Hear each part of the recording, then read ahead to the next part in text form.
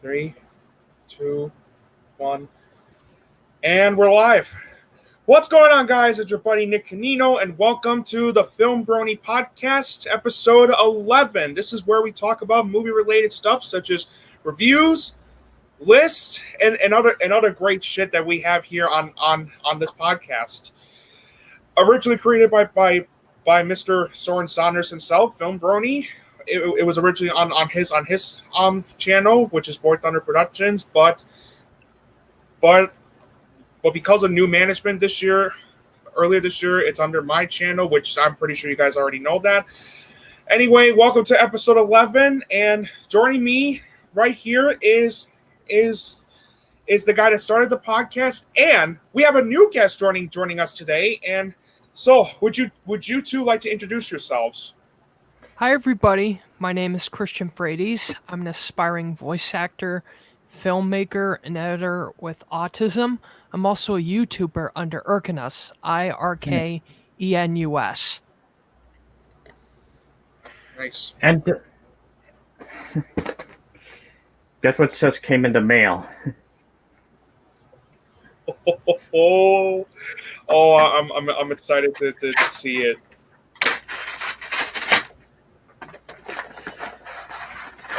Ta-da! One of the best movies of last year, The Irishman. Uh-huh. And thank you to Criterion for finally releasing this masterpiece on Blu-ray. Yeah, thank you guys. Anyways, greetings, Rhino, and welcome to the latest edition to the FilmBrony Podcast, where we just talk about the movies, both recent and old, and see what we think about them. Yep. We got a lot of topics to talk about here today, so let's not waste any time, and let's just get started. Okay, so usually I go over my Blu-ray haul, but since we have a guest, I think it kind of makes sense to let the guest go first. Don't you agree? Yes.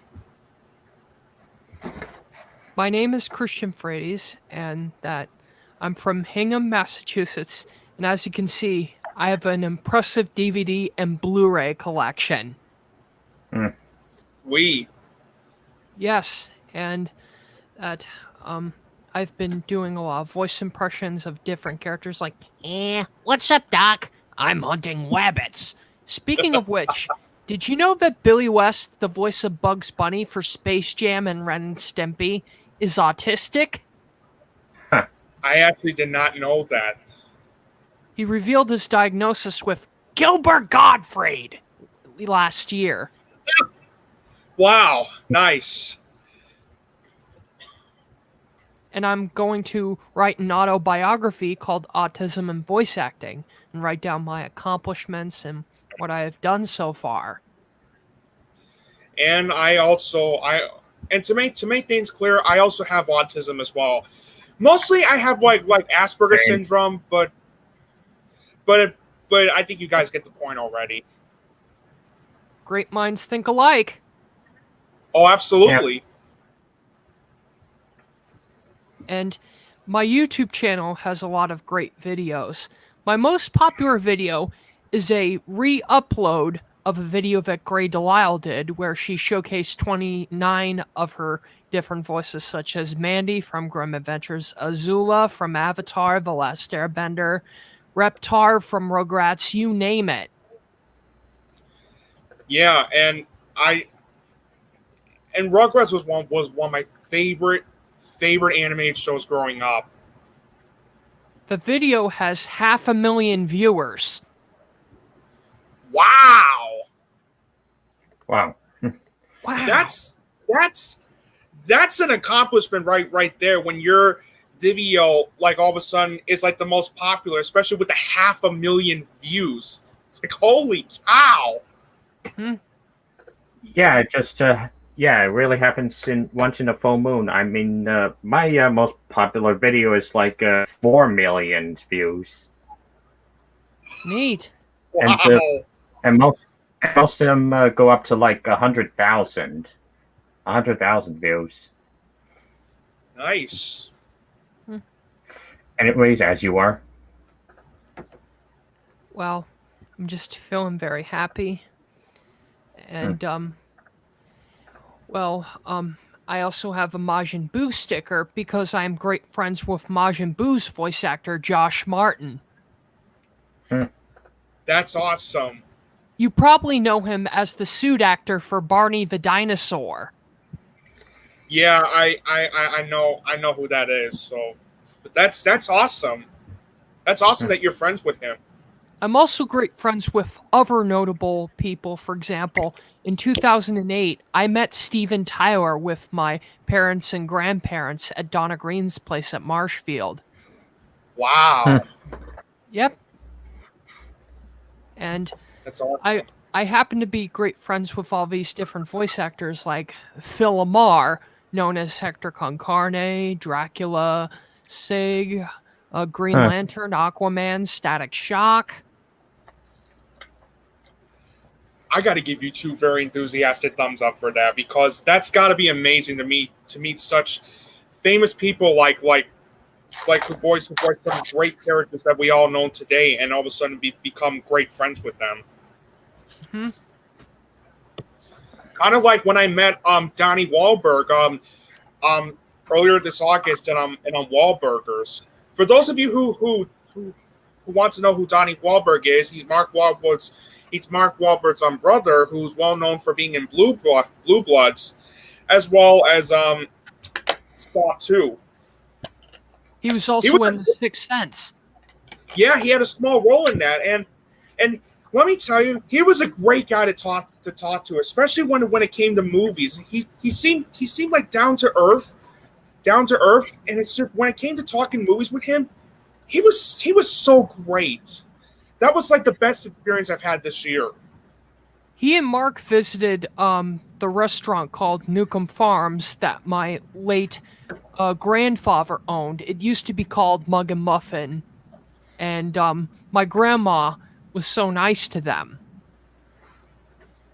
Nice.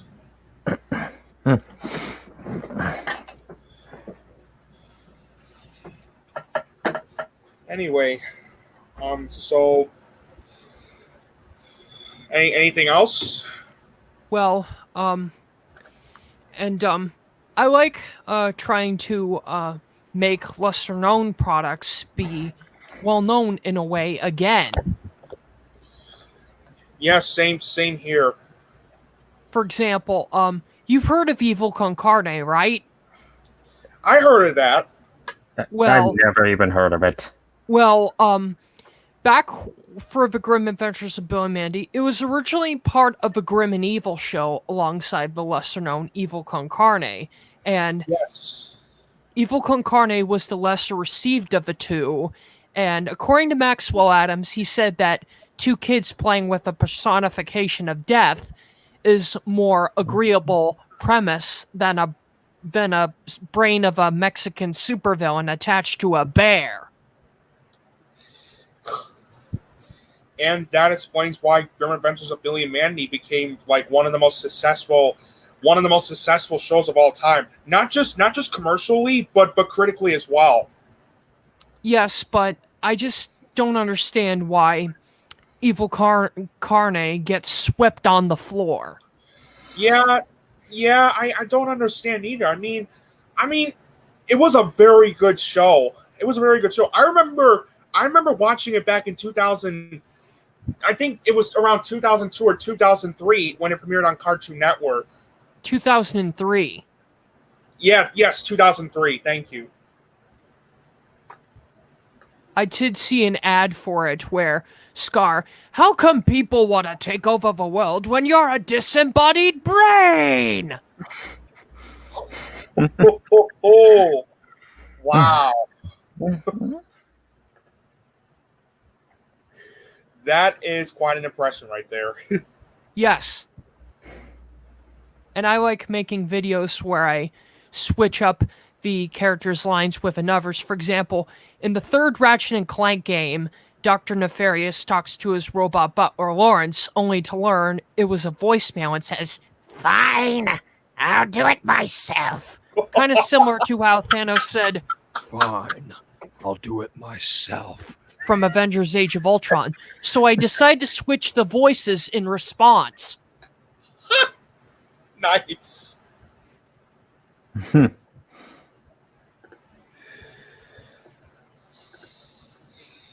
Nice.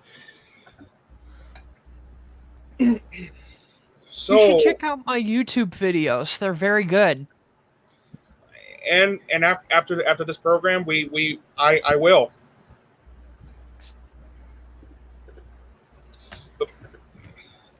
Anyway, Soren, would you like to say something?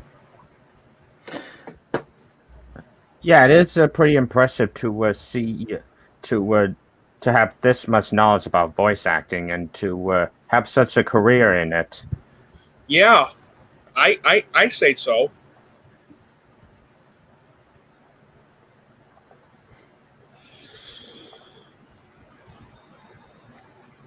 I know we're getting off topic a bit because I know this podcast is about movies. So who wants to go first with the topic they're going to talk about? Well, one of the topics is the ranking of DreamWorks animation movies. All right. I have to. Okay. Let's start with the very beginning, which is ants. You know, I get to be an insect, but John Lester and the guys don't like that. They think that we're ripping off A Bug's Life when in fact ants came in earlier. It's nice to hear Stallone as a bug, though. Oh, absolutely. One of his better performances. Speaking of which, he will. just returned as Rambo from Mortal Kombat. Nice. And moving on, they got J-Lo, Gene hold on. Hackman. Soren's, you might want to hold on a second. Soren, you got something to say? I will say about Bug's Life. Most people are like, "Oh, which is better, Bug's Life or Ants?" The thing is, they're two very different movies. Ants being a war drama, and A Bug's Life being a comedic take on Seven Samurai. So personally, I can't really choose between them. I can't really choose either. To do my take on this, I can't really choose either because both of them are very good movies. Both of them are very good movies for what they are. One as a war drama, and then the other one as a comedic like drama as well. Both of them are good, so it doesn't matter which one is better. And next up on our list is The Prince of Egypt, which happens to be one of my personal favorites. And it has great traditional hand-drawn animation and great cast like Val Kilmer, Ralph Fiennes, Patrick Stewart, Helen Mirren, Jeff Goldblum. Moses, I am your brother. Ramesses is not your brother. And Sandra Bullock, Danny Glover, the late Ofra Haza, who provided the voice of Yoheved in multiple languages, including her native Hebrew. That I didn't know. Yes, and that Val Kilmer also provided the voice of God, because the executives felt that God's voice sounded too demonic, with the multiple voices seething through.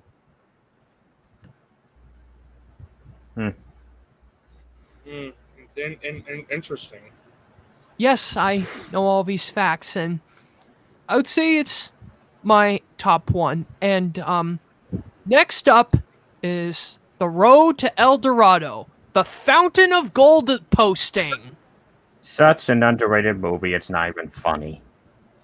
Yeah, I think it's underrated as well. I mean, sure, it's not flawless. It has a couple of issues here and there, but for what it was, I think The Road to El Dorado is a very underrated film. They even had a video game released for the PlayStation. Nice. and Kenneth Branagh and Kevin Kline improvised a lot of their dialogue in it.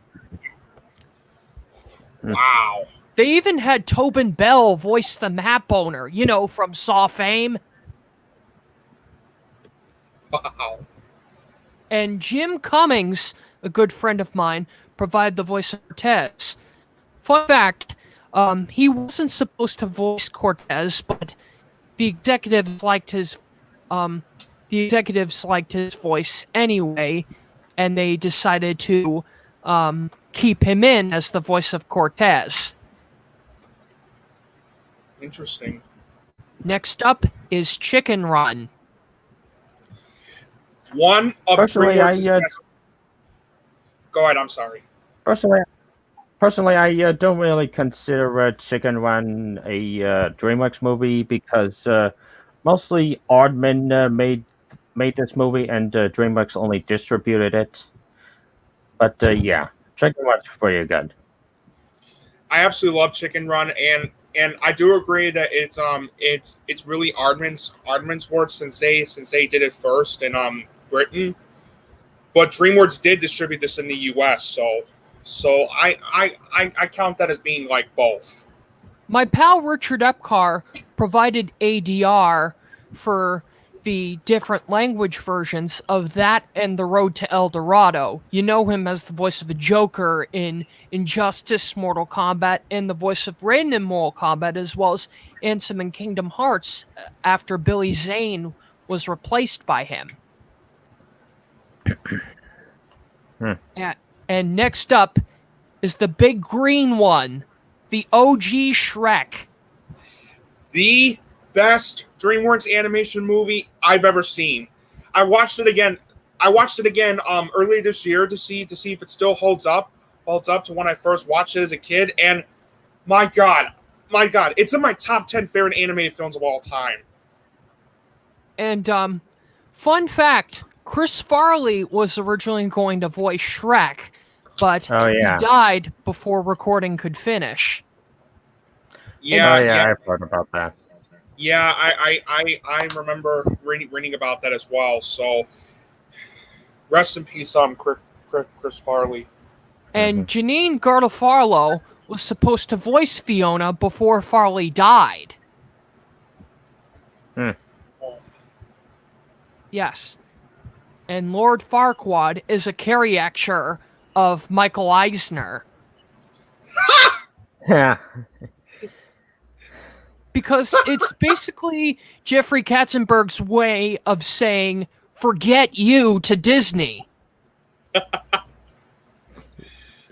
Yeah, because he was originally the CAO until career differences led them to split. Right. Next up, we have Spirit, Stallion of a Samaritan. The second most underrated. Yes, I agree. Yeah, and it's the only 2D DreamWorks animated movie to have a full-blown franchise, aside from The Prince of Egypt, because The Prince of Egypt had Joseph King of Dreams.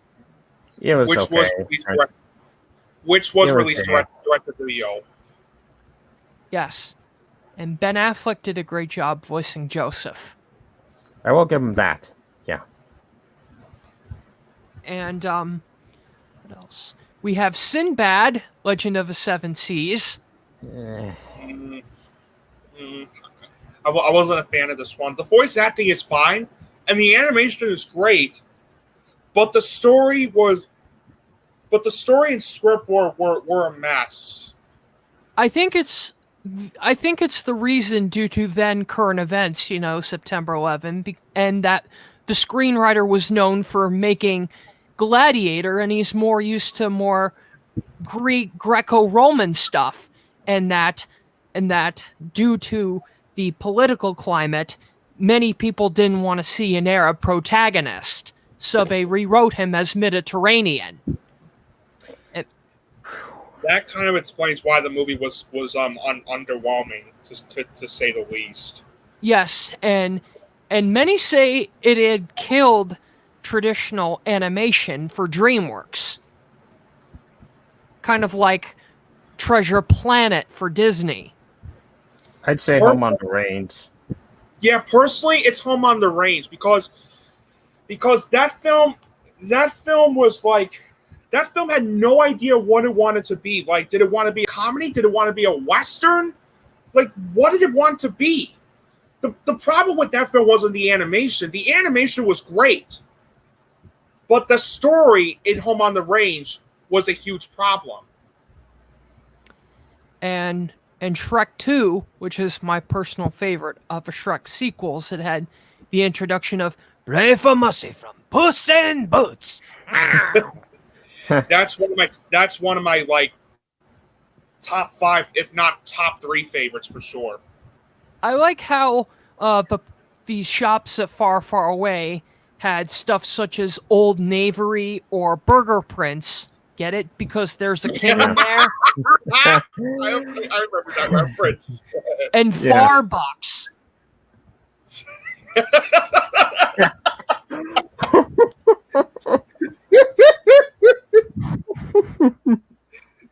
And months later, many consider this the lowest of the low. Sharktail. Guilty pleasure. Guilty pleasure of mine. I'm going to get so much flack for this, but it is one of my biggest guilty pleasures. Although I will say it did not deserve its Oscar nomination. Especially over a SpongeBob movie and Polar Express. Well, right. You got to admit, the Polar Express seeped into the uncanny valley because the animation looks creepy in a way. To me, it didn't look like that, but then again, it's a matter of if you enjoy Robert Zemeckis' animation or not. Me, I love the animation, but I could see why a lot of people wouldn't because of its uncanny valley. Yep, and Martin Scorsese did a great job voicing Mr. Sykes, by the way. He was the best thing about it. Best thing about the film, hands down. Also, Luca the Octopus. Yeah. Yes. And Shea Farillas Productions made a hilarious YouTube poop about Sharktail called Sharp Talk. Yeah. It called out on the actions of Oscar, and there were samples of pretty much anything on there. Next up, I'd like to move it. You'd like to move it. The original Madagascar. I think it's underrated. Me too. I will say that the first one was pretty good, but honestly, they get better with each one. But we'll get to them when you get to them. Yes, and I would say that the leader of the Penguin, Skipper's voice reminds me of Zapp Brannigan from Futurama. Hey, who are you? I'm just a penguin. Well, I am a space captain. I would say that the Penguins are my favorite part of the franchise.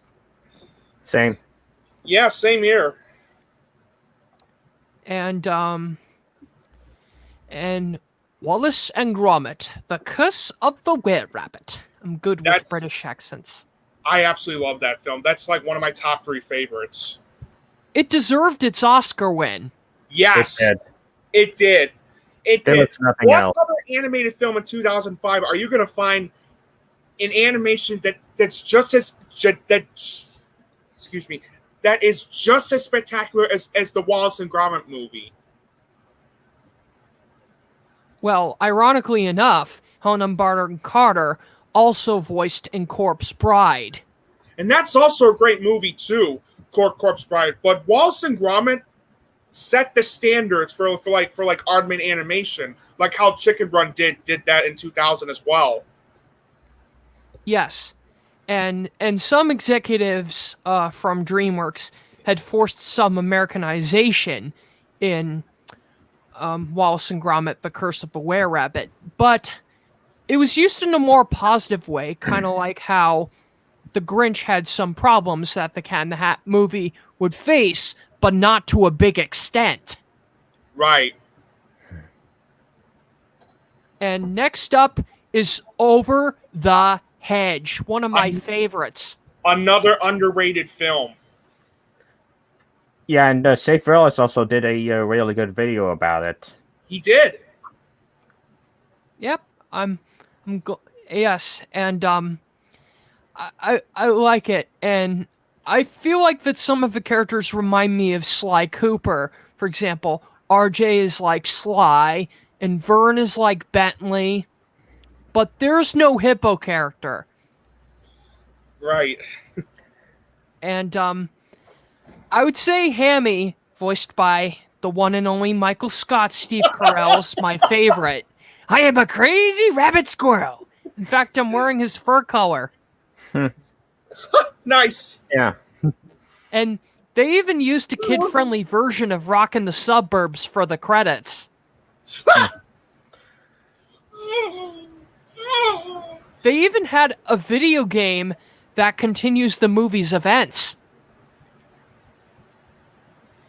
I remember hearing about the video game, but I didn't like play it because I think by the time that game came out, my family was like under budgeted, so. Oh, and don't forget, it's also inspired by a newspaper comic strip of the same name. That's true. Yeah, and it had is. a short called Hammy's Boomerang Adventure. I remember that. That was funny. Yeah, My that nephew- was really funny. And every time Hammy like runs fast, runs very fast, it reminds me. I'm gonna demonstrate real quick. When he runs fast, it's like this. It never ends. It never ends that way too. Play. I convert my ABCs. ABC. Hammy! I just want you to focus, okay? Oh, and one more thing before you go on. Hey, Days of Future Past. You think you're the first one to do the Quicksilver scene? Guess what? This movie did it first. Or was inspired by that scene from Futurama where Fry drank 100 cups of coffee and stopped time and was able to solve a problem. And next up on our list is Flushed Away. While it's not one of Aardman's best, I still think it's a pretty good movie. It's a good movie. I agree with that. Not to mention a little reunion between Wolverine and Magneto after The Last Stand. Oh yeah, The Last Stand. Like I said, The Last Stand wasn't as bad as a lot of people say it is. I mean, it wasn't good, but I wouldn't say The Last Stand is bad.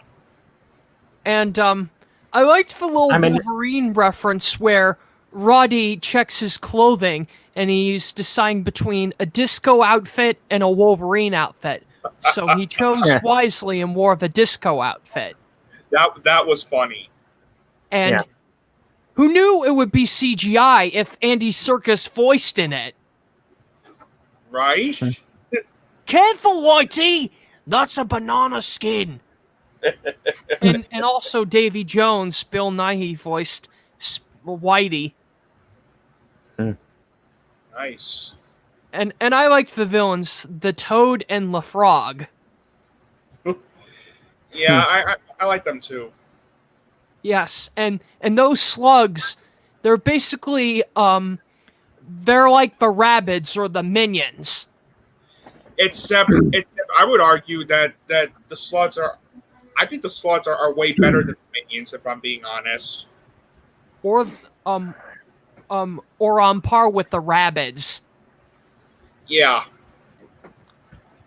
And next up is what many consider the decline of a Shrek universe. Shrek the Third. Oh my.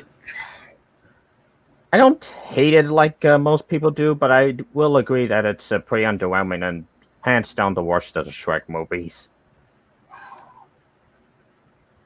Well, my grandfather personally didn't mind all four mainline Shrek movies, and he liked how Eric Idle and John Cleese voiced Merlin and King Harold, respectively.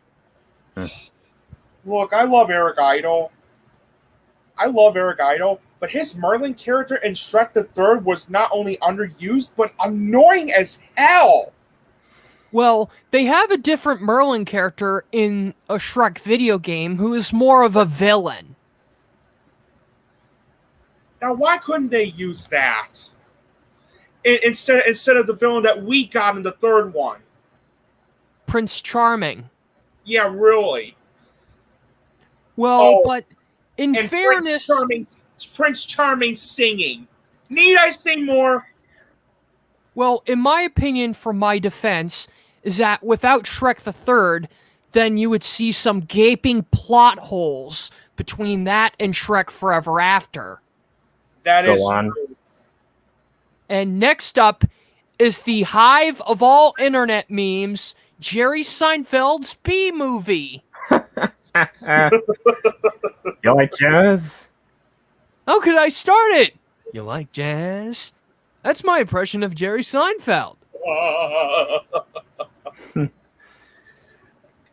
What's the deal with internet memes that have me as a bee? And how come that bear from Over the Hedge was in it? And the voice of Angie from Sharktail had voiced Vanessa, and Kronk happened to voice Ken. How come he says, "Hello, B," instead of, "Hello, Jerry"?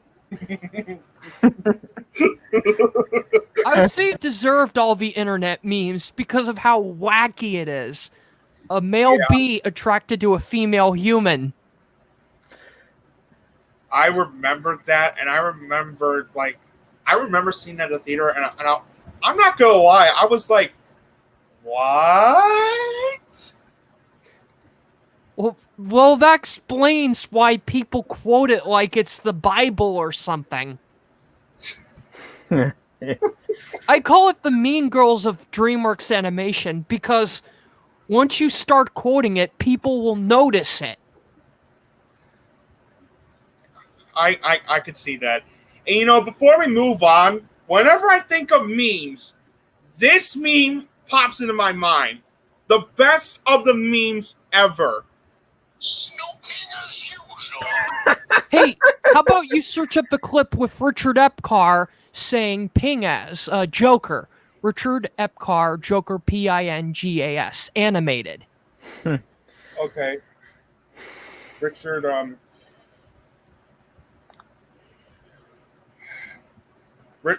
one more time. Richard who? Richard Epcar, Joker. Okay. Now I got it. Oh, damn it.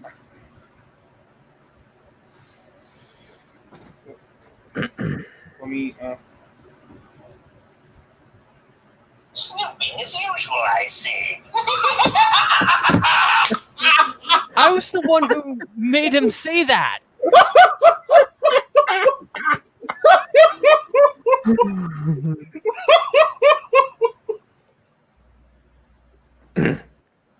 And next up is Kung Fu Panda. Skadoosh! one of the best. Yes, and fun fact, while working on Sharktail, Jack Black and Angelina Jolie have gotten some praise, and that's why DreamWorks wrote Kung Fu Panda as a way of saying thank you to them. Nice. Yes, and it isn't the first DreamWorks animated movie to feature Seth Rogen as the voice of anyone. That is true. He did voice another character, which we're going to get to. Yes, and I like the masters, including Shifu and Oogway, and imagine if this was set in the distant Sly Cooper past, because they're all animals. Oh, yeah. Not to mention that Panda King from the first and third Sly games is similar to Poe. And next up is I'm trying to remember. Madagascar, Escape to Madagascar. Africa. The best one. Thanks to Moto Moto.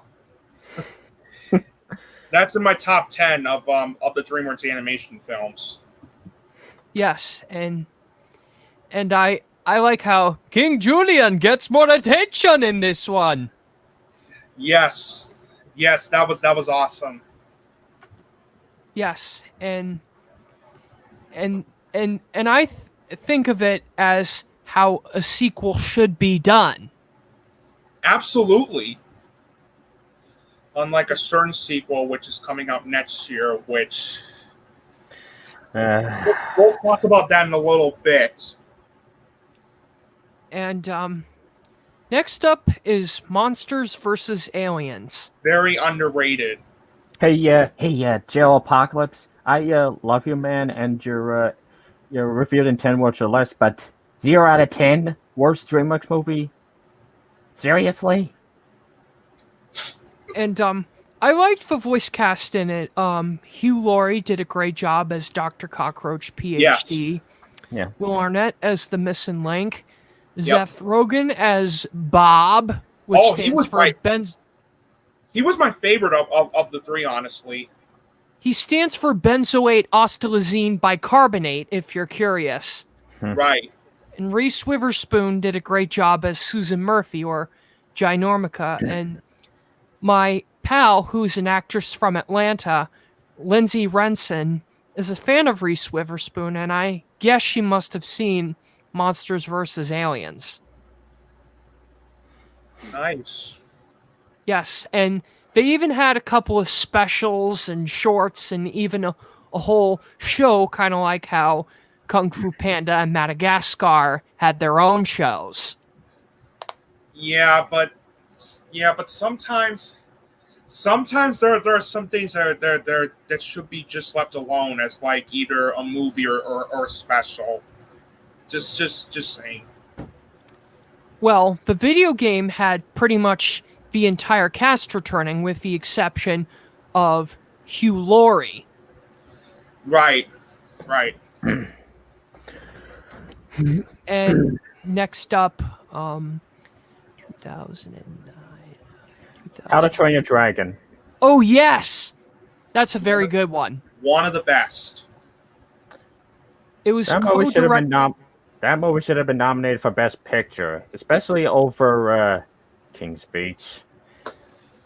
And Don't even Chris get me started on Sanders. King's Speech. Chris Sanders, who is known for co-directing Lilo and Stitch, has been picked to co-direct How to Train Your Dragon. Not to mention that he was the right choice, honestly.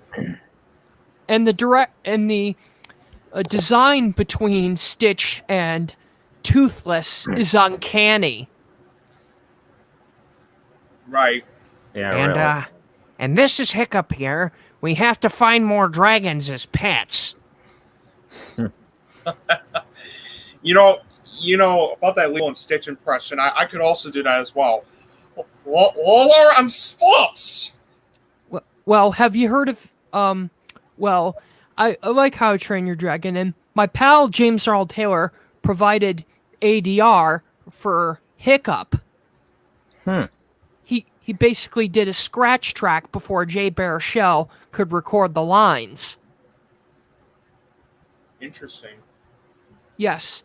And next up is Shrek Forever After. Such an underrated movie. It's not. I like that movie. I do like that movie, and it's definitely better than the last one. And many say that it was a great return to form because it felt like it was more connected to the first two movies. It did. Yeah. And it had a great what-if scenario, as in, what if Shrek didn't become the ever-popular ogre that everybody knows, and a jerk like Rumpelstiltskin would take over? Yeah, and honestly, they did a good job, like providing that. And there was a bit of a missed opportunity that they didn't show Lord Farquaad, Prince Charming, and the Fairy Godmother doing their own dirty works. Yeah, that was one of my problems I had with the film. But they did appear in the video game. At least there's that. Yes. And next up is Megamind. It's a movie I am in. Megamind's a great movie. And Schaefer Realist Productions agreed with that. Yeah, I mean, while it's not the best of the DreamWorks films, it is a wonderful film, for sure. Yes, and I'm glad that it's getting more attention nowadays, thanks to the great voice cast from Will Ferrell, David Cross, Tina Fey, Brad Pitt, Jonah Hill. Did you know that there were a couple of video games set after the movie? I think I've heard of them. I heard of that too. Well, Keith David voiced one of the Doom Syndicate members named Psychodelic. If only they got Will Ferrell to voice Megamind in the game, then it would be epic. Will Ferrell versus Keith David. Well, then again, it all comes down to like scheduling conflicts for the actors. Well, they still got Jonah Hill to voice Titan in the game. At least there's that. Well, in one of the games, he becomes blue.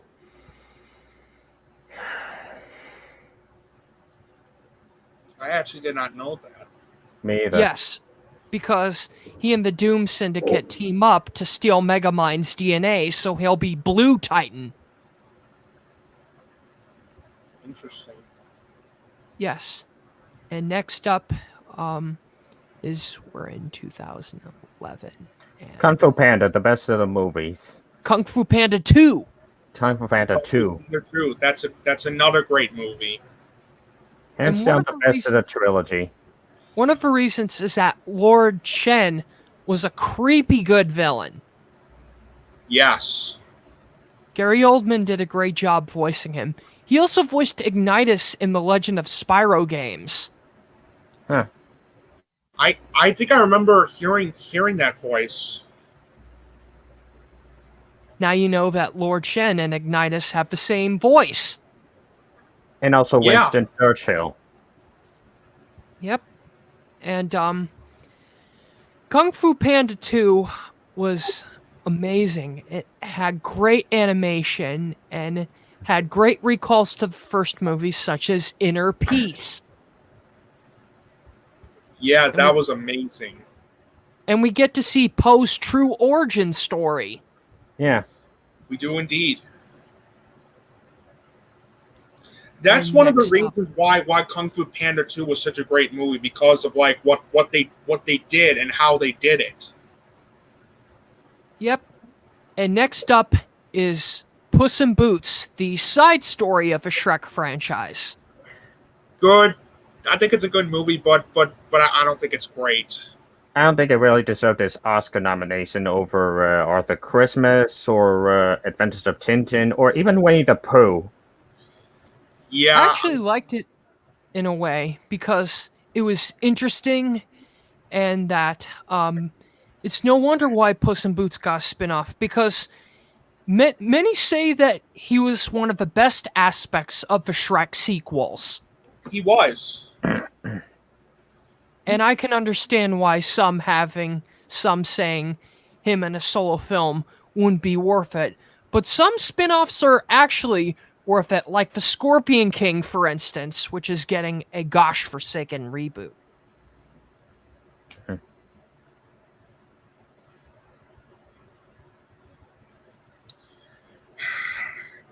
And next up, we're in 2012, Madagascar 3. The best of the movies. I really like that film. Really like that film very much. Me too. I like how Frances McDormand was able to sing an Edith Fife song. I remember that. I love Frances McDormand, and I cannot wait to see her next month when Nomadland comes out, which has been my most anticipated film has been my most anticipated film of 2020 ever since I first heard about the positive buzz it was getting, and because it's from the director of The Rider. Yep, and I would say the Madagascar franchise is an example that a series can improve with each new installment. Oh, absolutely. Absolutely. Yes, and next up we have, let me think. Rise of the Guardians. Rise of the Guardians. That's a movie that very underrated. The movie that should have won the Oscar, not Brave. Well, the sad thing is that Rise of the Guardians was a financial flop that convinced DreamWorks Animation's rights to be sold to 20th Century Fox.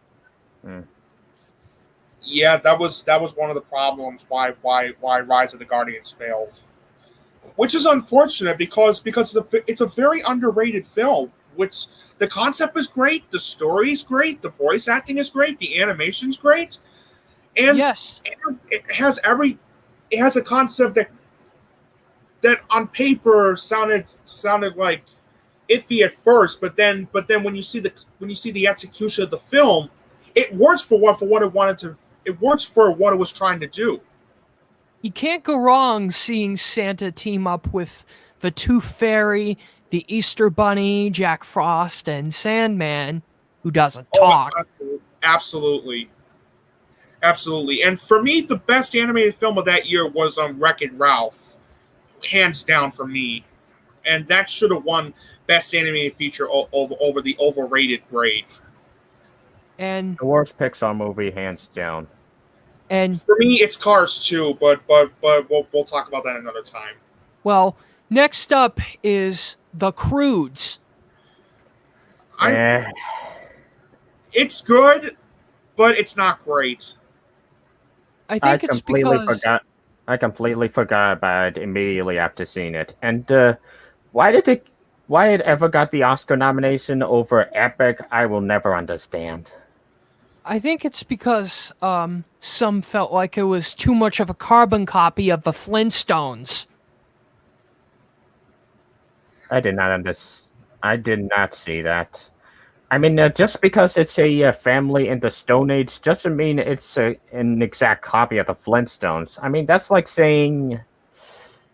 I don't really have an example, so go on. Well, I liked the voice cast. Nicolas Cage, Emma Stone, Ryan Reynolds. Even Chris Sanders got to voice Belt. Da, da, da!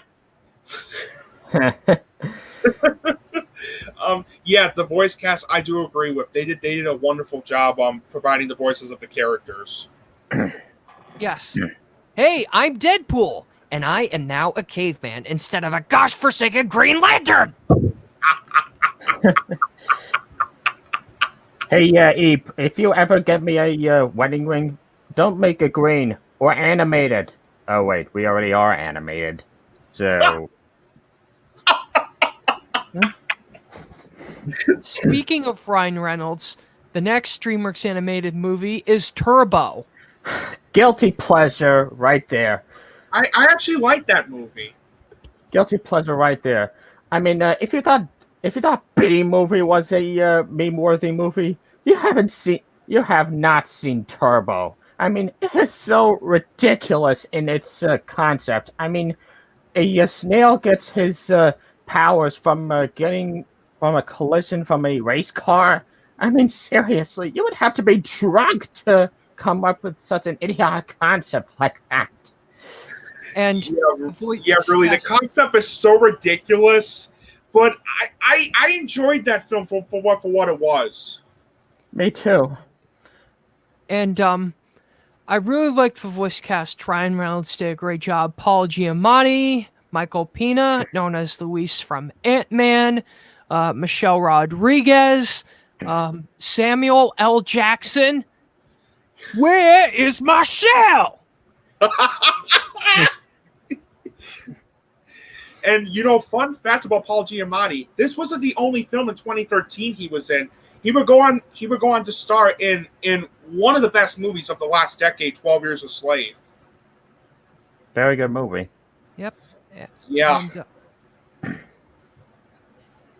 yes, and next up we have Mr. Peabody and Sherman.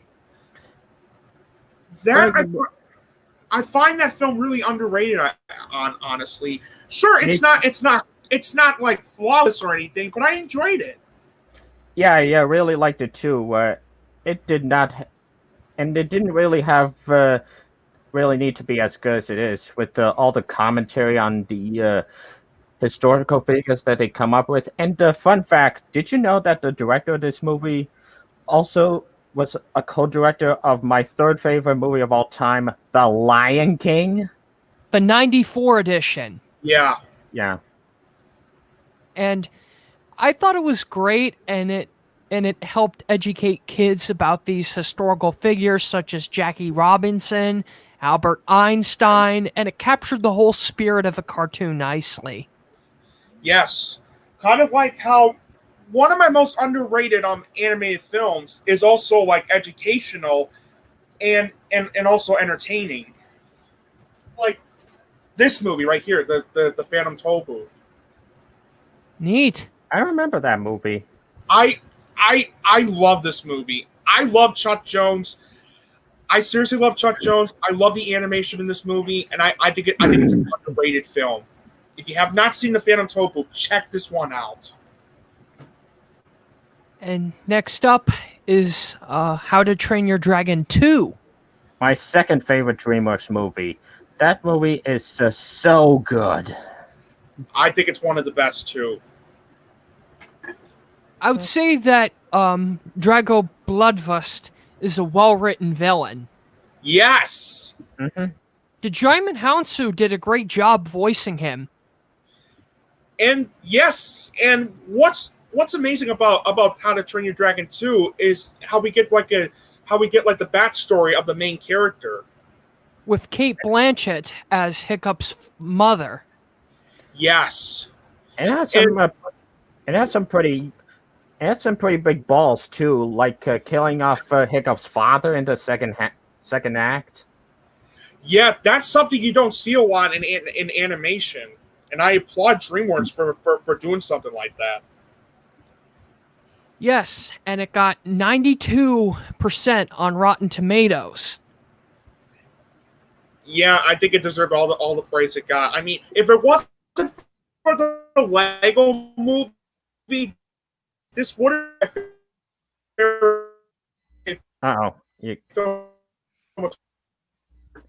team, but it was very, very close. You okay there? You're cutting out a bit. And next up is Penguins of Madagascar, another spin-off. That's a pretty good movie. I liked the new animals. Me too. Like Benedict Cumberbatch and stuff. As classified the wolf. And John Malkovich voices an octopus. Mm-hmm. And it didn't make that much at the box office, which is one of the reasons why 20th Century Fox gave the rights of DreamWorks Animation to Universal. Yeah. 2014 wasn't exactly the best year for DreamWorks. I mean, sure, Dragon 2, but both this and Mr. Peabody and Sherman both underperformed at the box office, which is pretty kind of a shame for them. Yes, and next up is Home. Wasn't a fan of it. Sorry. My friend Jacob M. Keane said it was the least favorite movie he'd ever seen. He felt like it was a ripoff of Lilo and Stitch. Yeah. I can see where he's going. I don't mind Rihanna voicing in a kids movie because she's been in a lot of R-rated content. Hmm. And I liked the soundtrack she made, and it's kind of weird having the lead character Sheldon Cooper of The Big Bang Theory fame as O. Oh yeah, I remember. Also, sorry for the video for my video. I was experiencing technical issues with my internet. So. And fun fact. Oh, and hello, Rocky and Bullwinkle fan 2020. Welcome to the show. Yeah. And fun fact about Home, it was based on a book called Happy Smek Day, and that I've heard of that. And that O was originally named J-Lo, and funny enough, they got J-Lo to voice Tip's mom. More you know. Yes. And next up is the end of the Kung Fu Panda trilogy, Kung Fu Panda 3. Well, I do think it's the weakest of the three movies. I still think it's a very good movie. And they got Bryan Cranston to voice Poe's biological father. Yep. And Kate Hudson as one of the pandas. And also J.K. Simmons as the villain.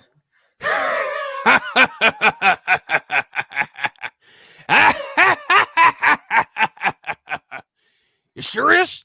Pay for what? Standing there? The planetarium tomorrow night, 8 o'clock. There's the door. It's my impression of J. Joe Jameson. Were you rushing or were you dragging? That's mine. Yeah. And next up is Trolls. Boy. He does not like that movie. Nick is not a fan of that movie. It would be DreamWorks' third collaboration with Justin Timberlake, because Timberlake had already did the soundtrack for Sharktail and voiced in Shrek the Third and got to voice Branch in the Trolls franchise. I will say, yeah, I kind of have a soft spot for Trolls. I mean, it's not perfect, but as a 90-minute kids movie, I thought it was a lot of fun. The Can't Stop the Feeling song, in my opinion, is the best part of it all. That's up there for me. Me too. And next up is what many are so divisive about, The Boss Baby. I'm beyond surprised that my nephews would like it.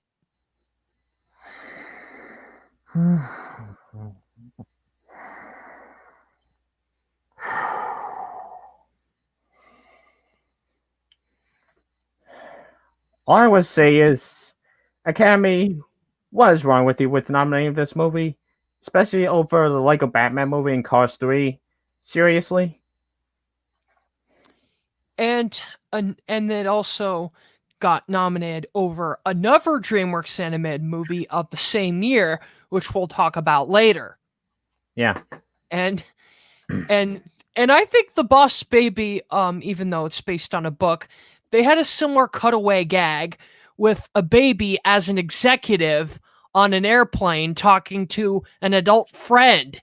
So they must have watched Family Guy to come up with a Boss Baby. Yeah, even though it was based on a children's book. Yeah, I was thinking that the writers of the children's book must have seen Family Guy.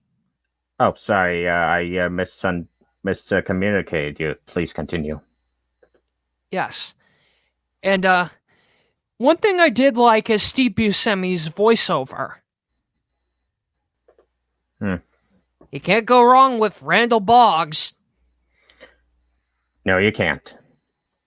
And next up is Captain Underpants. Tra-la-la! Very good movie. Yep.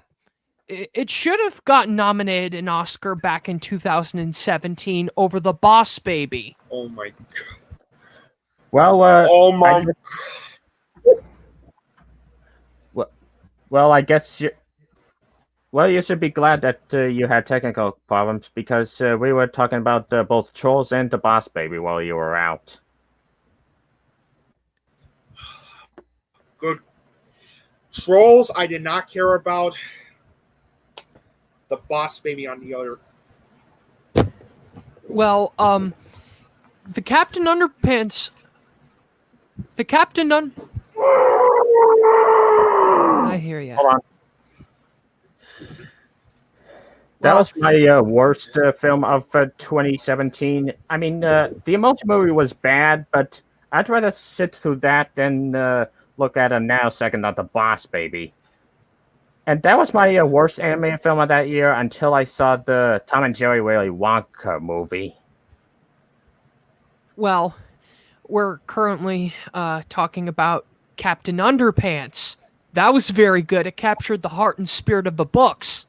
Mm-hmm. Yes, and that should have been nominated, not The Boss Baby.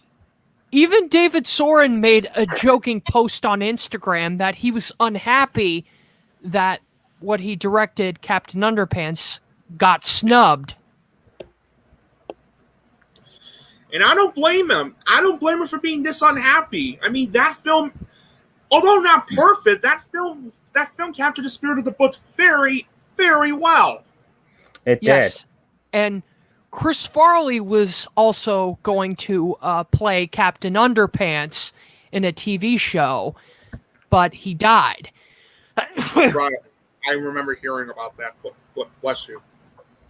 Yes, and I liked seeing Professor Poopy Pants. Yes, that is my name.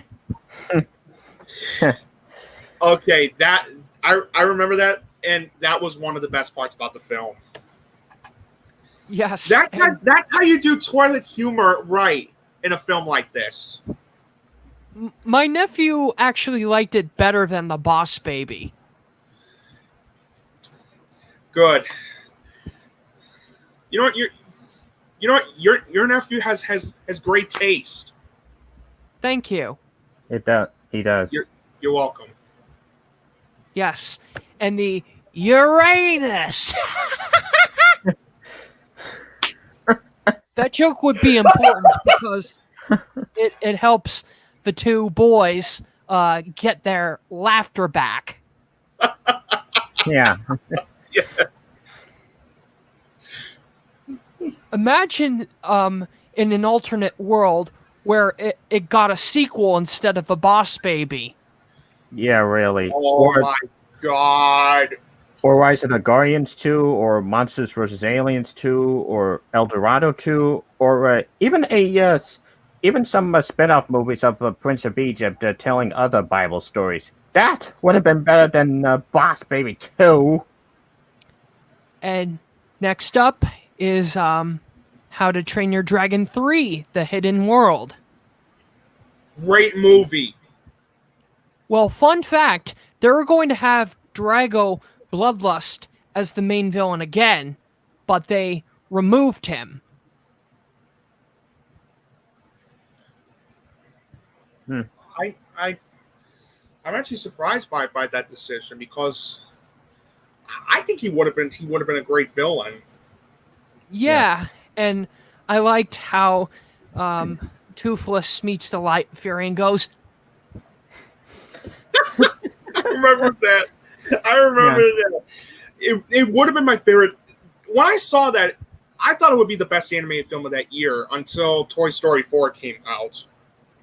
Mine's still Dragon 3. I still love that movie too. Don't get me wrong.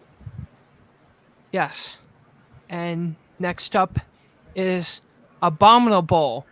And it didn't even have John Ratzenberger voice the Abominable Snowman. I actually like that movie.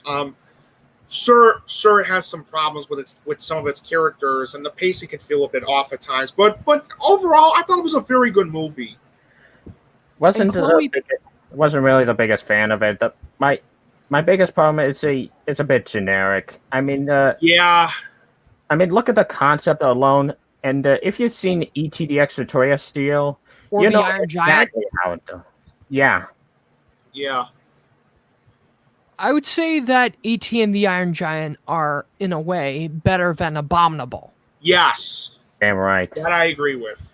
Yeah, but at least they got the actress of Daisy Johnson from Agents of S.H.I.E.L.D., Chloe Bennett. Mm. And she did a great job voicing the protagonist. She did. And next up is Trolls World Tour. One of the biggest disappointments of this year. I'm sorry. I mean, I think one of the reasons is because of the pandemic's disruption to society. yeah. Yep. And I wasn't going. And originally, I was planning to review that movie, but then again, when I heard about all this and because of how much I didn't like the first Trolls movie, I wasn't going to review that. You're not really missing much. It is pretty lackluster compared to the, to me, underrated first movie. I mean, at least with the first movie, there are some cutesy moments, but at least it had a sense of balance between that and more dramatic moments. That I might have to disagree with you on the Trolls thing, but then again, I respect your opinion, and that's just me. And most important film for Trolls World Tour. Give me a break. Yeah. And lastly, the Croods: A New Age just came out yesterday. I still need to watch that one. I mean, I have a lot of new movies I need to catch up on. Like I have like 11 more new movies I need to catch up on, and the Croods: A New Age is one of them. So You know what? I'll talk about my thoughts about that film on the next podcast when I do watch it. And you know what? I was gonna review Croods 2 later, but since now that you mention it, I might as well give out my thoughts as soon as you're done. Yeah. And what's your favorite of the DreamWorks animated movies we listed off? Prince of Egypt, hands down. Me too. That is an 11 out of 10 if I ever saw one. I mean, man. Mine has to be Shrek. I mean, what else are you gonna find? What else are you gonna find? A concept like this where they're making fun of like fairy tales, and yet do it in a honest and comedic and timely way. No, have you ever heard of Shrek Fest? I might have heard about that. Well, Shrek Fest is a festival made by Shrek fans for Shrek fans since 2015 at Madison, Wisconsin. It's free to the public, and they have onion eating contests, roaring contests, costume contests, and they even do screenings of the first Shrek movie. And I remember seeing a clip of a Shrek Fest recap, and they were all singing "I'm a Believer" at the very end. Nice. I'm not gonna lie. I would have loved to gone to that festival. Yeah, and if you were to attend a Shrek Fest, which Shrek character would you dress up as? I'd probably dress up as I'd probably dress up as Shrek. Yes. I'm not really a dress-up person myself. Oh, Okay. come on. I was just making waffles. What did I say about singing?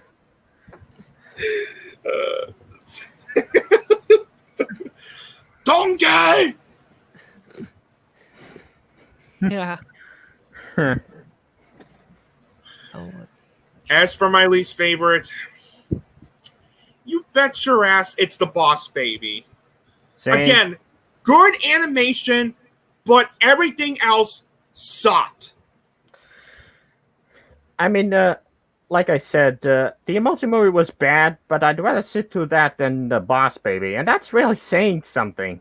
That's saying a lot. I mean, I still think the Emoji Movie is worse, but the Boss Baby is definitely a close second. And I could see why you would rather sit through that than this piece of shit. Though I will say they're both masterpieces compared to that Tom and Jerry Willy Wonka cash grab that year. I refuse to watch that movie. No thanks. Well, when it comes to bad DreamWorks anime movies, I'd like to watch Sharktail because I like how goofy it is. Same. And Same. they even had a video game tie-in, which makes it even better. For example, in the video game, you get to see more of Oscar's neighborhood, and that you see Oscar fighting different sea eels and sharks. So That's that makes him more competent. That's actually pretty awesome. Yeah. Yes.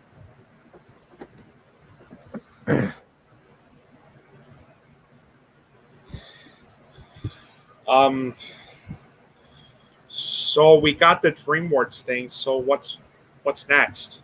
Well, like I said, I was gonna do my Croods 2 review and my DreamWorks ranking later, but now that Christian brought it up, I might as well bring them now. Now, first I'm gonna go over my Croods 2 review. Well, like I said, the first Croods movie was a film I was pretty indifferent to back when I saw it. The first thing I thought after watching was, well, that was a thing, but not really something I'd watch again. Which makes it all the more baffling when they decided to make a sequel on New Age. 7 years later. Right when everyone had pretty much forgotten about it. And let me tell you, It reminds me of the whole cans without label situation. Oh my god! Because it was delayed for so long. And yet it doesn't help that this was directed by the same idiot that sexually harassed and groomed two women, Robin Bird and Katie Rice. Yep, the Roman Shame on you, John. Yep, the Roman Polanski of animators, arguably. I'm just saying that delaying things can be bad in a way. Just in the case with cans without labels. Yeah. Really. Although I will say, there are some times that the delayed sequels can work, like with Mad Max Fury Road, Blade Runner 2049, and such. But I will say about Croods 2, after watching this one, it was not worth the wait. I will say the visuals and animation are top-notch as always, and the cast members are pretty confident.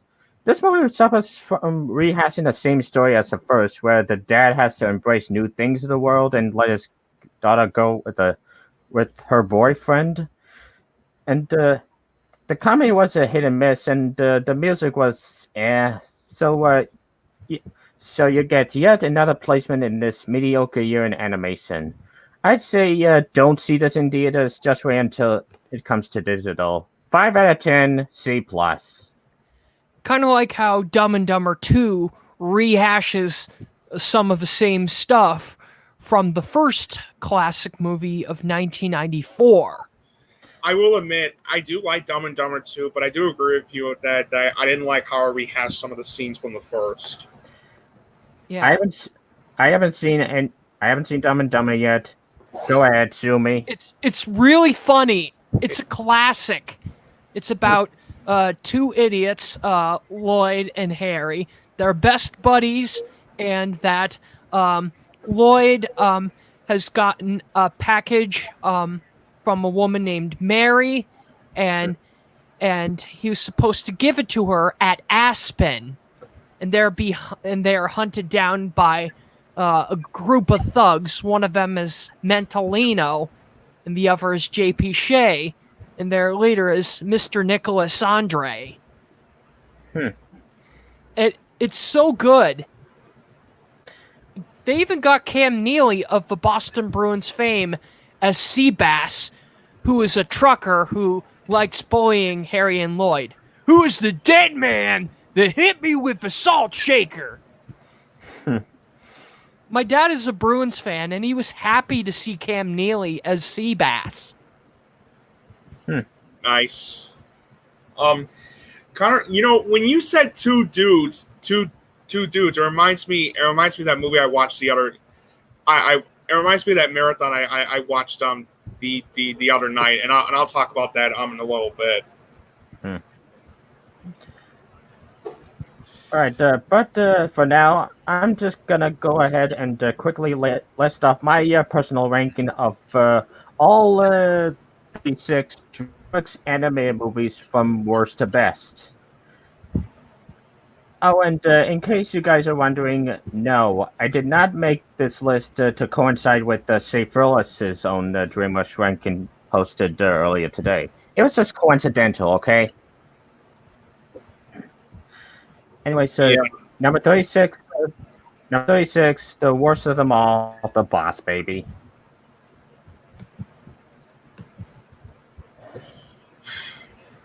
Number 30, Home. Next up is Shrek the Third, followed by The Croods 2, then Sinbad, then Abominable, then The First Cruise, then Trolls World Tour, then Puss in Boots, then Sharktail, then B-Movie, followed by Penguins of Madagascar, Monsters vs. Aliens, Shrek Forever After, Madagascar 2, Mr. Peabody and Sherman, Over the Hedge, Trolls, Fu Panda 3, Ants, Madagascar 3, Captain Underpants, Shrek 2, Megamind, Turbo, up there for ironic reasons. Number 10, Spirit Stallion of the Cimarron.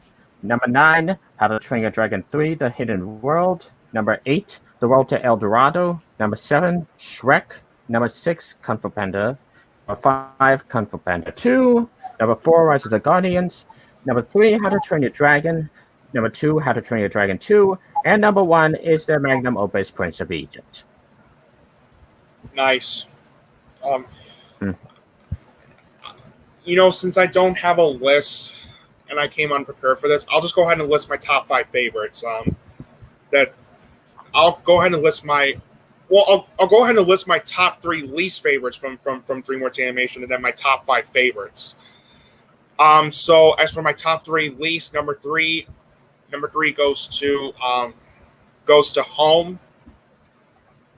Really underwhelming to say the Actually, number 3. Never mind. Number 3 is Trolls. I'm sorry, but this movie was annoying. I just can't stand this movie. And don't even get me started on "I Can't Stop the Feeling" song by Justin Timberlake. It's now one of my most hated songs of all time. I'm sorry. I respect your opinion. And I respect yours too. I respect your guys' too.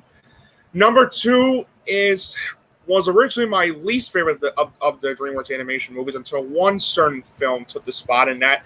And number 2 is Shrek the Third. Again, this is how you ruin a Shrek franchise. This is how you ruin everything that made the first 2 Shrek movies great, and just completely take a shit on it. A green one. Yeah, really. And of course, my number 1 least favorite of the DreamWorks animation movies. You guys know it. I know it. It's the Boss Baby. The fucking Boss Baby. A freaking man to that, man. And let me talk about the trailer for this new one really quick, because it's really bad. It's gotten in my mind ever since. I need to talk about this really quick. So the trailer for the Boss Baby 2 Family Business dropped, and oh my god, Oh my god, it looks worse than I expected it to be. As It was Michael so- Scott would say, "Please now." That movie was so retarded. You never Yeah, go for really. a retard. No ableist slurs. Yeah, just sorry about that, but we just had to say it because of how much. I'm losing a few IQ points right now because I'm thinking about this because as if the Boss Baby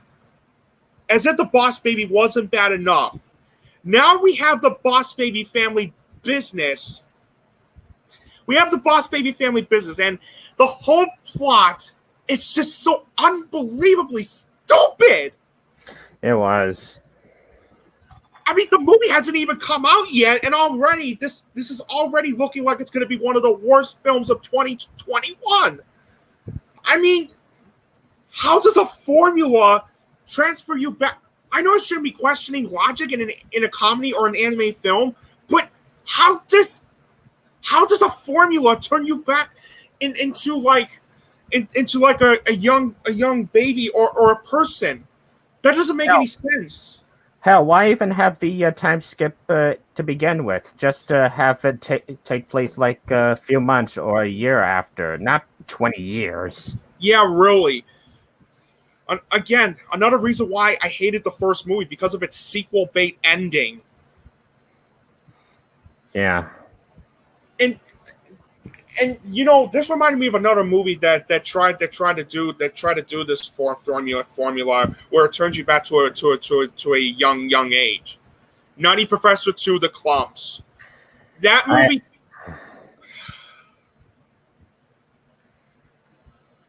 And again, this was before Shrek the Third took away the charm, but it's like take away the charm of the first Nutty Professor movie and just completely shit all over it.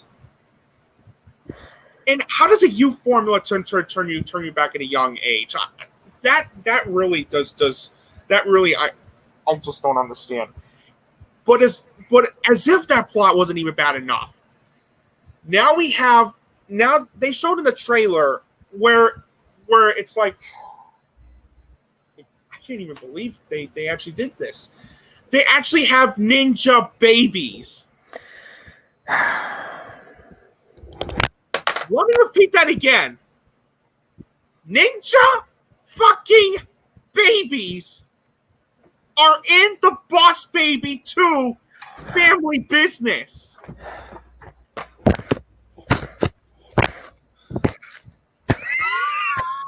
My thoughts exactly. Also, it doesn't help that I cringed. And there goes Soren. That's a flesh wound. Good one. Oh yeah. Oh yeah. And there was that one joke they threw in the trailer that had me cringy so much. And it was the fucking boomer joke. Quite pandering. That is just pandering to the lowest common denominator possible.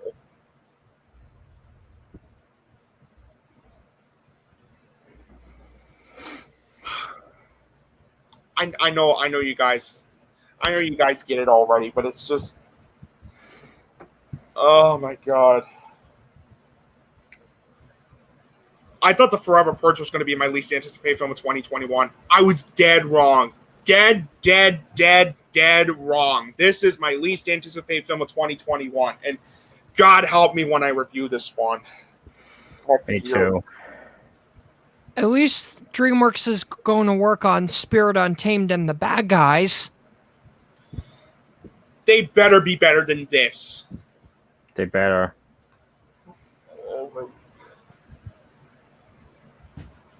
DreamWorks, is this how you should follow up How to Train Your Dragon 3? Really? You're better than this. I want to see you get better. We want to see you get better. Come on. Yeah, seriously. First a shameless E.T. ripoff, then 3 Task Grab sequels in a row? Seriously? Seriously, you should know better than this. Anyway, that's all I need to say about the Boss Baby family business. It's my least anticipated film of 2021. You know what? I shouldn't even call it the Boss Baby. I should call it the Bitch Baby. I call it Glenn Baby Glenn Ross because Alec Baldwin was in Glenn Barry. You know what? Now that when you mentioned to me that this movie is like Glengarry Glenn Ross, but more idiotic, that made me hate the movie even more. I looked at some of the scenes again from Glengarry Glenn Ross, and now that I did, I hate the movie even. I hate the Boss Baby even more.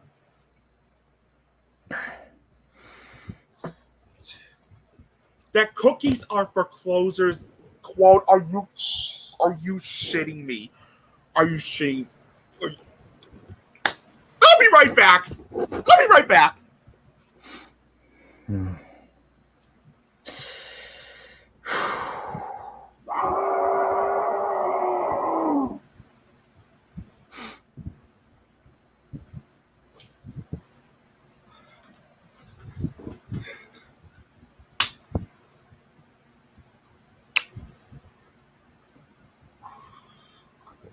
I'm sorry. I know it looks like we're going on too long with this, but we just have no choice. Yeah, really. Anyway, let me list off my top 5 favorites before we move on. Before we move on. Deep breaths, Nick. Deep breaths. Think of ogres and onions.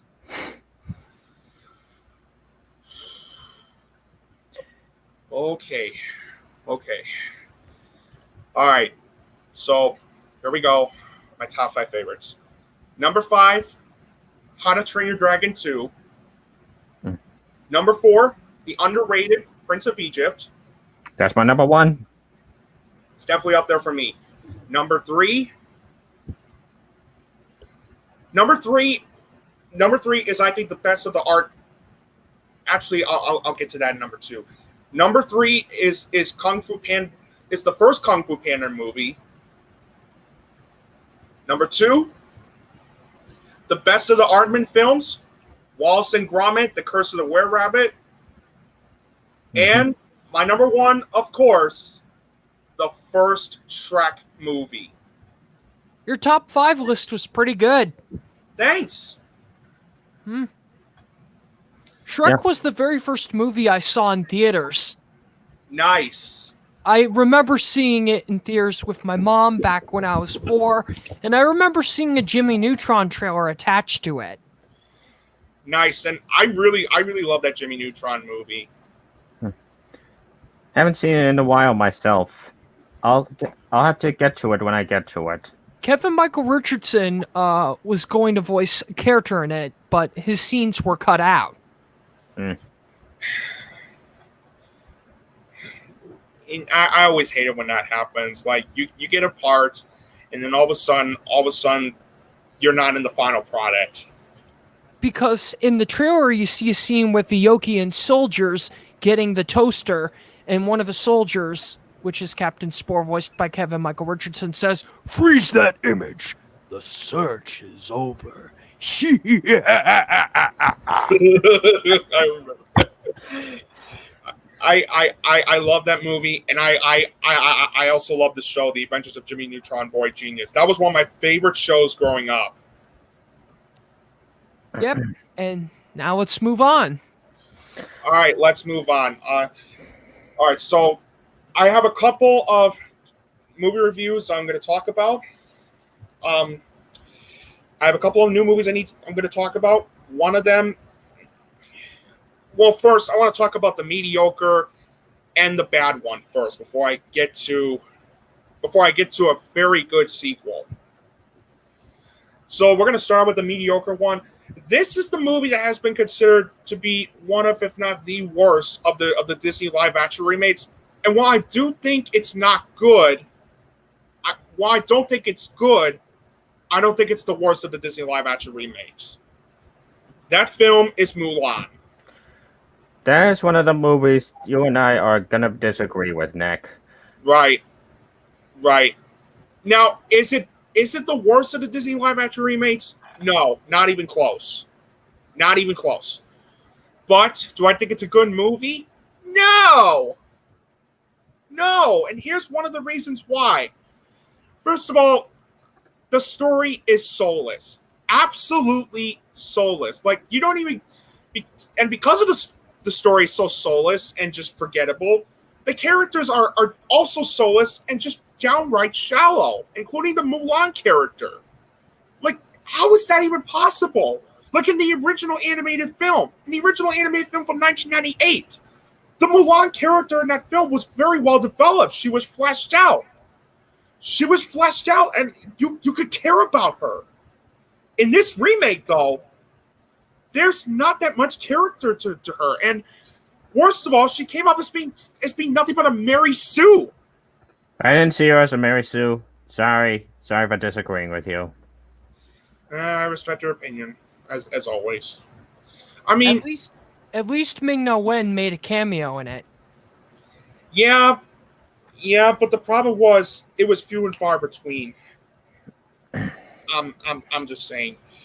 My friend Jacob M. Keen met her, though. There's a video of him with her at the 2014 or 15 Alamo convention. Nice. He even met John Noble, the voice of Scarecrow for Arkham Knight, and Stan Lee. Huh. Wow, that's He's awesome. also known as Dr. Pepper King on YouTube. Interesting. Yeah. I do want to list some of the good things that were in the film. Visually, it looks very, very beautiful. The cinematography is fantastic, and the visuals and the visuals in that film is absolutely beautiful. The music by Harry Gregson Williams was fantastic. One of the better musical scores I heard in the film this year. And there were some good performances by Gong Li and Jet Li. Mm-hmm. But other than that, I didn't care for this movie. It's not the worst of the Disney live-action remakes. It's not the worst, but it's definitely one of the worst for me. And no offense to the actress that played Mulan, but I'm sorry, she was so shallow, so lifeless and shallow in the film. It looked like she didn't even want to be there. At least Tony Bancroft said it was better than the 2019 live-action remake for not being a copy. Yeah, and that's one of the things I have to give Mulan some credit. It did something different, unlike most of the remakes, which are basically copy and paste versions of the original film. Sorry, Soren, I know you like the live action remake of The Lion King, but I absolutely despise that film. Personally, I didn't love the Lion King remake, but I'm kind of one of its biggest apologists. I mean, is it necessary? Hell no. But I did find some merit out of it. Good for you. I wish I was one of them. Now, like I said, Mulan isn't the worst of the Disney live action remakes, as some like Shea Frilla's on production said it was. But it's definitely one of the worst of the Disney live-action remakes for sure. It's definitely my top 10. Overall, 4 out of 10. 4 out of 10 or C-. Not a good movie. Understandable. Yeah. I'll say... Then again, I don't think it's as bad as I'm thinking of ending things, but still... The other one, though? I would say the Jungle Book remake is, my opinion, the best of the live-action remakes. Yes! Yep. Yes, I agree with that. Because not only like did it do something different, but because it improved something that the original didn't. It even had The Bare Necessity sung by Bill Murray. And that was awesome. And also the villain song by Christopher Walken. I need more bananas, not more cowbell. This ain't over. This ain't over. Bears. The Bear Oyster Cult.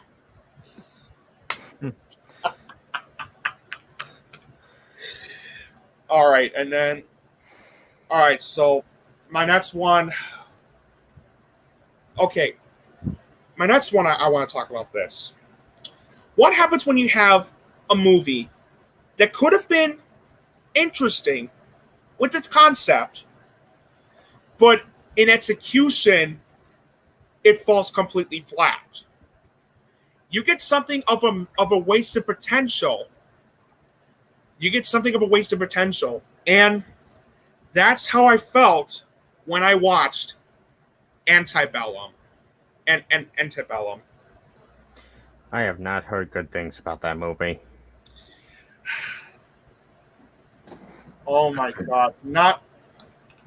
No wonder people are hating on this movie. This is a movie that had so much potential, especially when it came to the concept.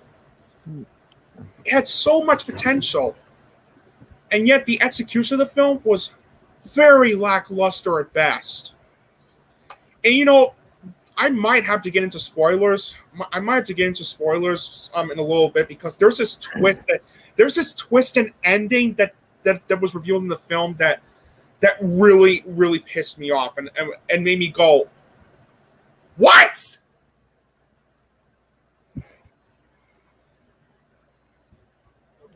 But before I do, let me talk about the good things that were in the film. Most of the acting is very good. Janelle Monáe was one of the biggest standouts in the whole film. She was absolutely fantastic in that film. The musical score is very haunting. The cinematography is terrific. The cinematography is great.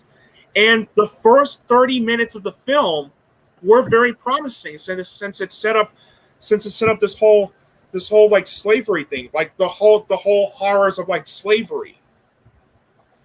But then something happens within like the second act of the film that completely dropped the ball. I won't get into what happens for those who haven't seen it, but let's just say it was involving or you know what? This is actually somewhat of a spoiler review. Never mind. Let's just say it involves something of the crumb, the bread crumb. Austin Putnam pointed this out in his review, and when I saw it, I was like, if this is where I think it's going, I'm going to be very disappointed. And sure enough, it did. But I'll get to that in a little bit after I talk about what I didn't like about the film. The story could have been interesting, but it was all over the place. And so was the script. Like, it didn't even know what it wanted to be. Did it want to be a horror movie about the horrors of slavery? Did it want to be a thriller that takes place in the 21st century? We don't know, because the movie doesn't even bother. I would say movies that do plot twist endings right include Fight Club, The Sixth Sense, and Split. Those are good ones because they relate directly to the plot. Yes. Yeah. And like I said, I'll point out to the plot twist in just a bit. The directing was all over the place as well. And while I did say my positives that most of the acting was good, the actress that played the best friend of Janelle Monáe's character, I don't know if I pronounce her name right. I may have to look it up really quick, but she was from the movie Precious.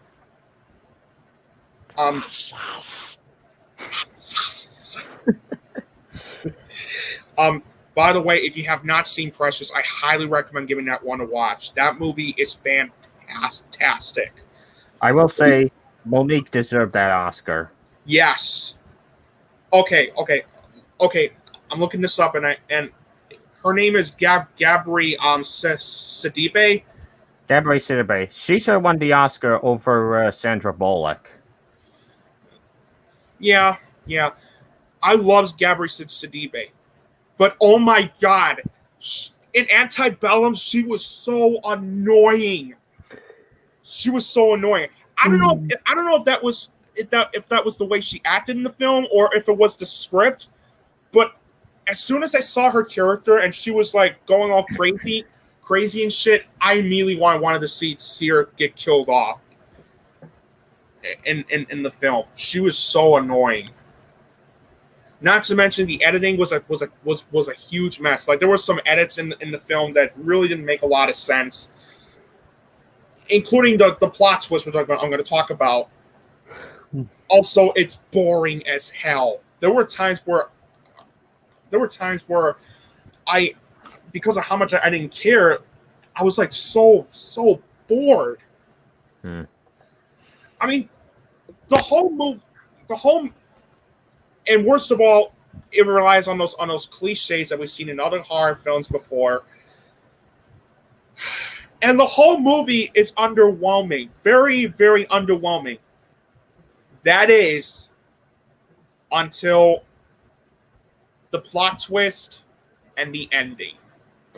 That made it one of the worst movies I've seen this year. So, and we're about to get to it. Here it is. So we see this whole slavery thing throughout the whole film. Throughout most of the film. Get ready for one of the biggest bullshit plot twists I've ever seen in a motion picture this entire year. Basically, this whole slavery thing that we saw within the first act and the third act of the film is nothing but a park that is a Civil War reenactment. That's just as crazy as aliens getting killed from water. Or speaking of M. Night Shyamalan, the Village, which pulled the exact same crap. Except I would argue this is much worse. Because logically, it doesn't make a lot of sense, especially since the 19th century didn't even have cell phones. They didn't even have cell phones. Now, if this were like Bill and Ted, or like any of the Back to the Future films where they like go back to like time traveling, then I would buy it. But it's not. It's not like that. This is supposed to be a horror film, a horror thriller film, and this is involving a cell phone in the third act that was nothing but a Civil War reenactment. It even says so on the sign, Antebellum, Civil War Reenactment Park.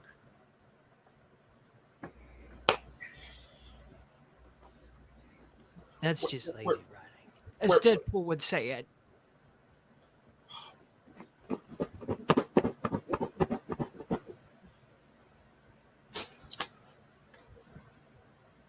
You're a good critic, Nick. Thanks. Sometimes I overreact way too much, which I'm guilty of. But it's just sometimes I have to talk about things that really piss me off, and this is one of them. I also have a blog where I review films called Christian Frates Journal. Go cwf97.wordpress.com. Huh. I'll check that out after this. Same. Thanks. Okay, so here's the problem with this twist. That makes the whole movie pointless, and logically, it makes no sense whatsoever. Honestly, it's no wonder why a lot of people are hating on this movie. And its portrayal of slavery in the film Zach Popes put it in his review, and I actually agree with him. Its portrayal of slavery in Antebellum I found to be very insensitive. Very, very insensitive. And I don't get offended by movies because they're just movies. That's all they are. But when I see a film that's really insensitive, that's where I have to call them out for that. And Antebellum, I'm sorry, you're one of those movies that portrayed slavery in a very insensitive matter. That's what made 12 Years a Slave superior, because it portrays it in a more truthful manner while not disrespecting people. Yes, and that film was Schindler's List of the 2010s. It was. Antebellum, though, it's like The Village, but much worse. 3 out of 10. 3 out of 10 or a D+. It may not be the worst thing I've seen this year, but it will definitely be on my worst of 2020 list for sure. Did you know Strong Bad made a ranking called F-? Yeah, and and that reminded me of another grade I invented last year because due to one of my friends on Discord coming up with a rating that's like as similar as like a -1 out of 10, and that was a double F. Not good enough. F-. Well, I don't really do minus grades. Usually the 0 out of 10 is like a rare grade for me. I have only given like 5 0 out of 10s. That's fair enough. Yeah. Once again, Antebellum gets a 3 out of 10 or a D+. One of the worst movies I've seen this year, and absolutely one of the most disappointing films of the year too.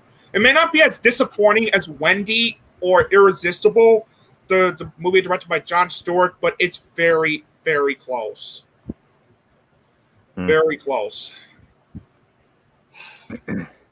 On the positive side, though, I did manage to watch the whole Bill and Ted marathon leading up to Bill and Ted Face the Music. I was looking forward to seeing Bill and Ted Face the Music, and boy, am I relieved. Bill and Ted Face the Music was a lot of fun. It was.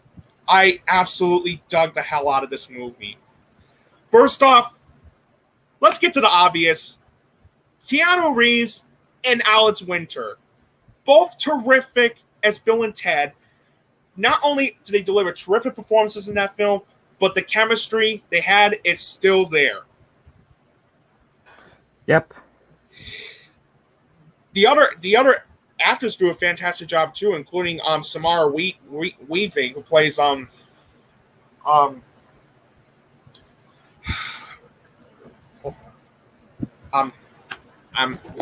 sorry.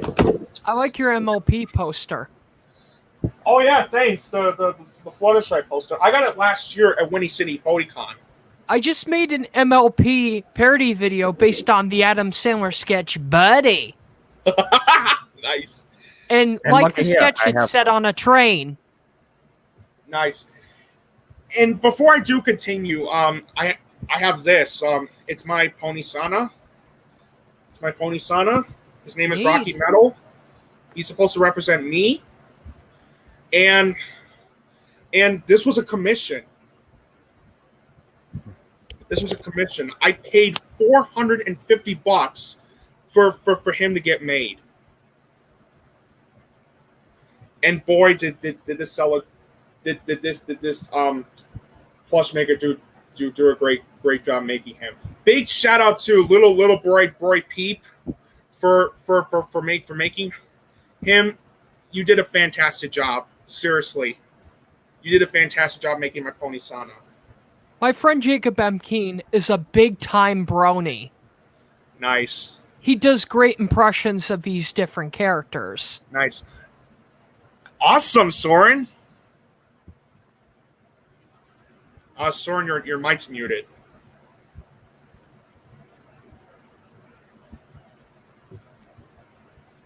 I guess that's what happens when I unplug my headset.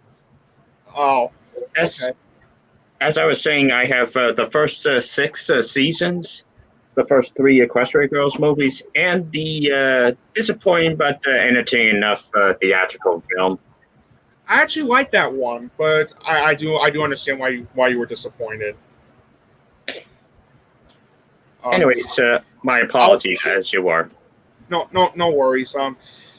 I'll show you what DVDs I have after the show.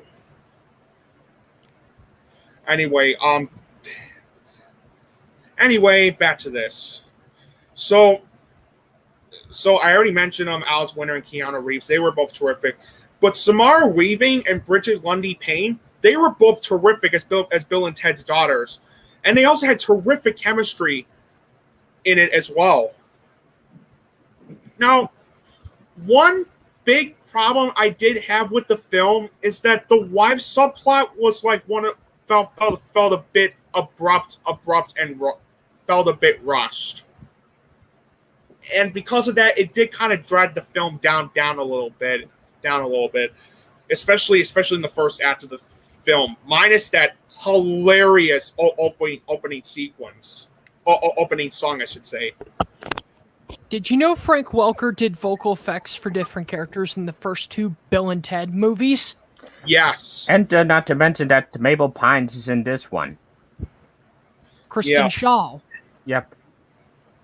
Yeah. He also voiced one of the witches in Shrek Forever After. Yeah. You have the right to shut your mouth. Hmm?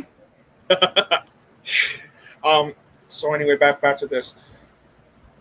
So yeah, the wife subplot felt a bit abrupt, and it did drag the film down a bit, especially in the beginning. Minus the opening song, which was fucking hilarious.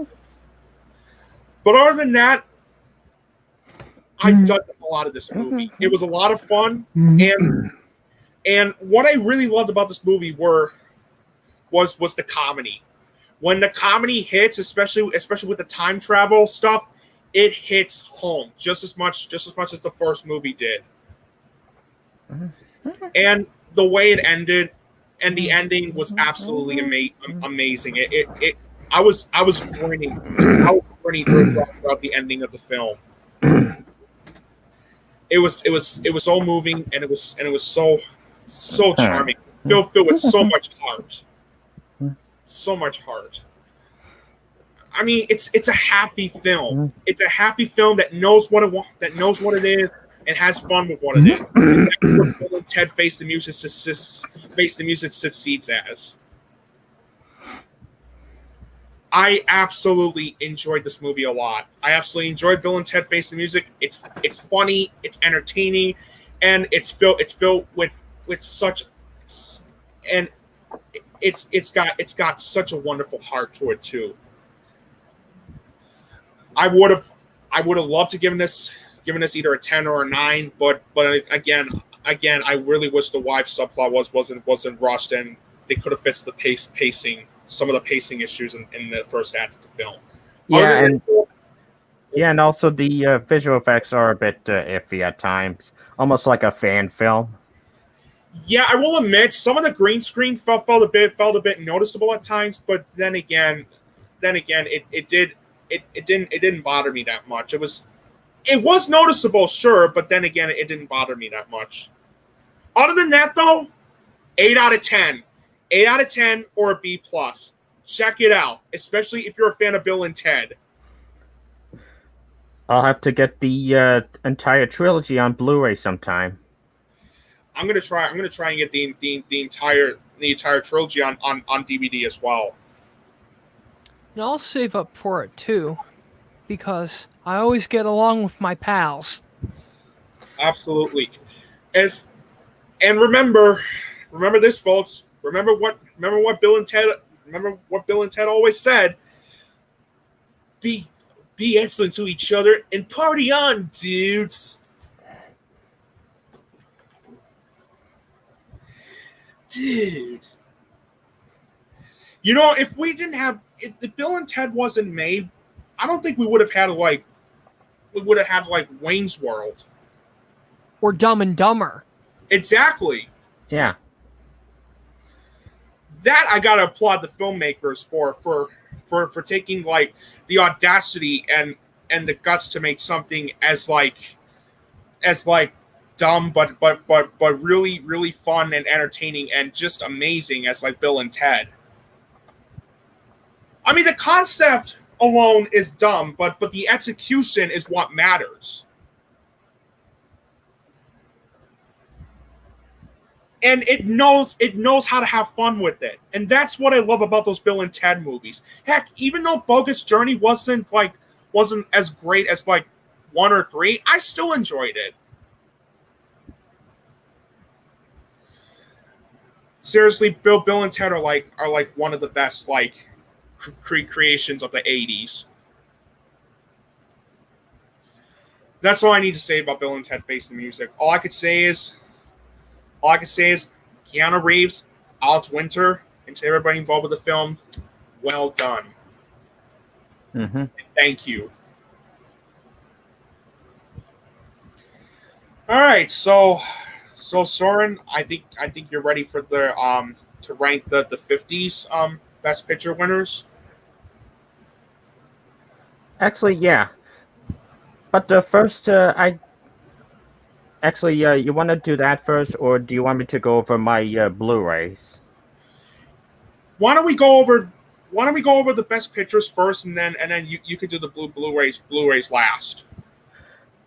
All right. So the 1950s Best Picture winners ranked. Now, as you may know, I've been ranked throughout ever since Nick came on the show. I've been ranking all the Best Picture winners of each decade, like from the 2010s, the 2000s, 90s, 80s, 70s, and 60s, leading up to now.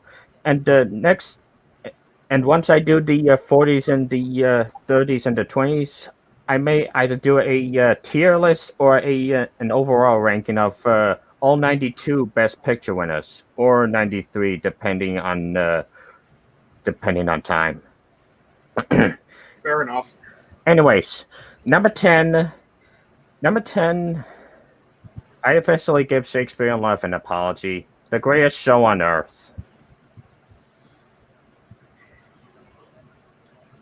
I did see The Greatest Show on Earth, and it was fine for what it was. I mean, I don't think it's as bad as everyone says it is.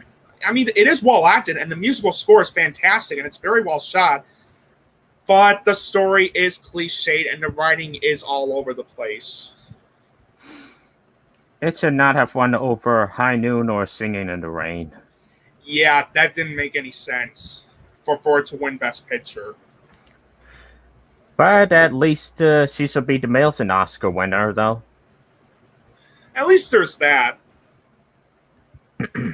Anyways, number 9. I know a lot of people are going to be shocked to hear this, seeing how this is deemed classic. But I'm sorry, I did not care for this movie. Number 9, From Here to Eternity.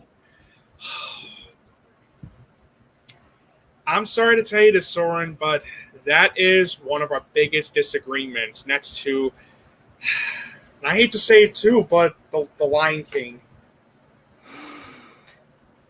We'll have to do a disagreements ranking sometime. Yeah. But anyways, my pick was probably Shane or Roman Holiday. I've heard that was a good movie. Both are fantastic movies. But yeah. But I will say it is a better retelling of the Pearl Harbor story than Michael Bay's Titanic ripoff. That movie, look, it may not be as bad as everyone says it is, but it's just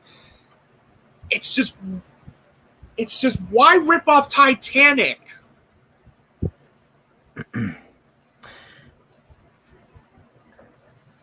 Anyways, number 9, From Here to Eternity. Number 8, Around the World in 80 Days. I heard of this movie. I never saw it. I will say that even though the scope of the film is pretty impressive, I thought it was way too long, with so many scenes dragged out. It did not have to be 3 hours. If you like condensed it to like a 2-hour movie, it would be a much better film. And the fact that it beat up against three of the greatest epics of the 50s, Giant, Ten Commandments, and King and I, just why? Yeah, that doesn't make any sense. Even though I never saw the film, it doesn't make sense for it to win Best Picture when the Ten Commandments just should have won. Yeah. Number 7 is Gigi, not the Ben Affleck J-Lo movie, the 1950s. Oh my god. I know which one you're talking about, Gigi. God, I hated that movie. But no, this is Gigi we're talking about, number 7. Right. I know which one you're talking about. All I have to say is, My Fair Lady, Gigi did it better. It did it way better. Fair enough. Number 6, An American in Paris. That's a great movie. Number 5, Marty.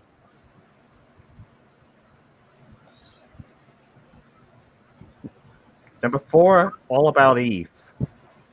That's another great one. Number 3, On the Waterfront.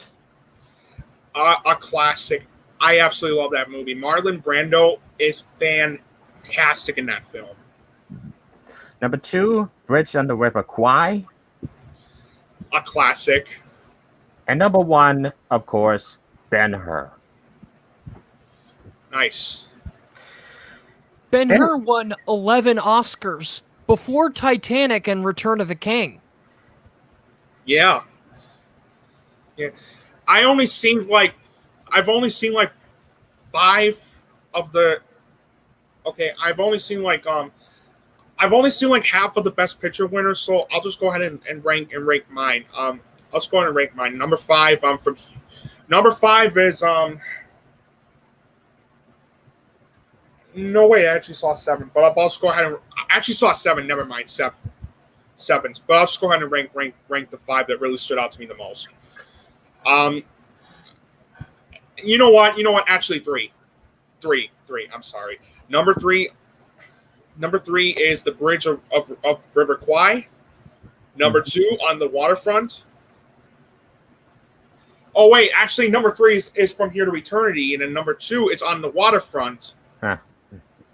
And then number 1, of course, Ben-Hur. A movie that could never be replicated. Nope. A fact that we learned the hard way in 2016. I remember that. I refuse to see that. It was okay. I saw the movie, and while it's not the worst of 2016, it's definitely just really bad. Really, really bad. There are a couple of good performances, and it's a nicely shot film. Oh, wait. There are a couple of good performances, but honestly, it is not worth it. Anyways, that's it for that list, and now let's get some Blu-rays, shall we? Let's do it. Now, as you may know, Black Friday this week is Black Friday week, and so I had no choice but to get on that, and also Barnes & Noble's Criterion sale this month. So, without further ado, let's begin. First up is 12 Angry Men. That's classic. A classic. Next, I have a Stanley Kubrick trilogy, 2001, Clockwork Orange, and The Shining. All classics for sure. Here's Johnny. Here's Johnny! Next, I have the sequel to The Ladder, Dr. Sleep. Very good film. 8.5. Nice. Another classic. Annie Hall. My favorite of the Woody Allen movies, for sure. Color Purple. One of Steven Spielberg's very best. The Elephant Man. I am not an animal. I absolutely love that movie. The Elephant Man is a wonderful film. Next is a movie we're not really supposed to talk about, but what the hell? Rules are meant to be broken anyways. Fight Club. That's another great movie too. They even had a video game tie-in. Really? Yes, Did they really?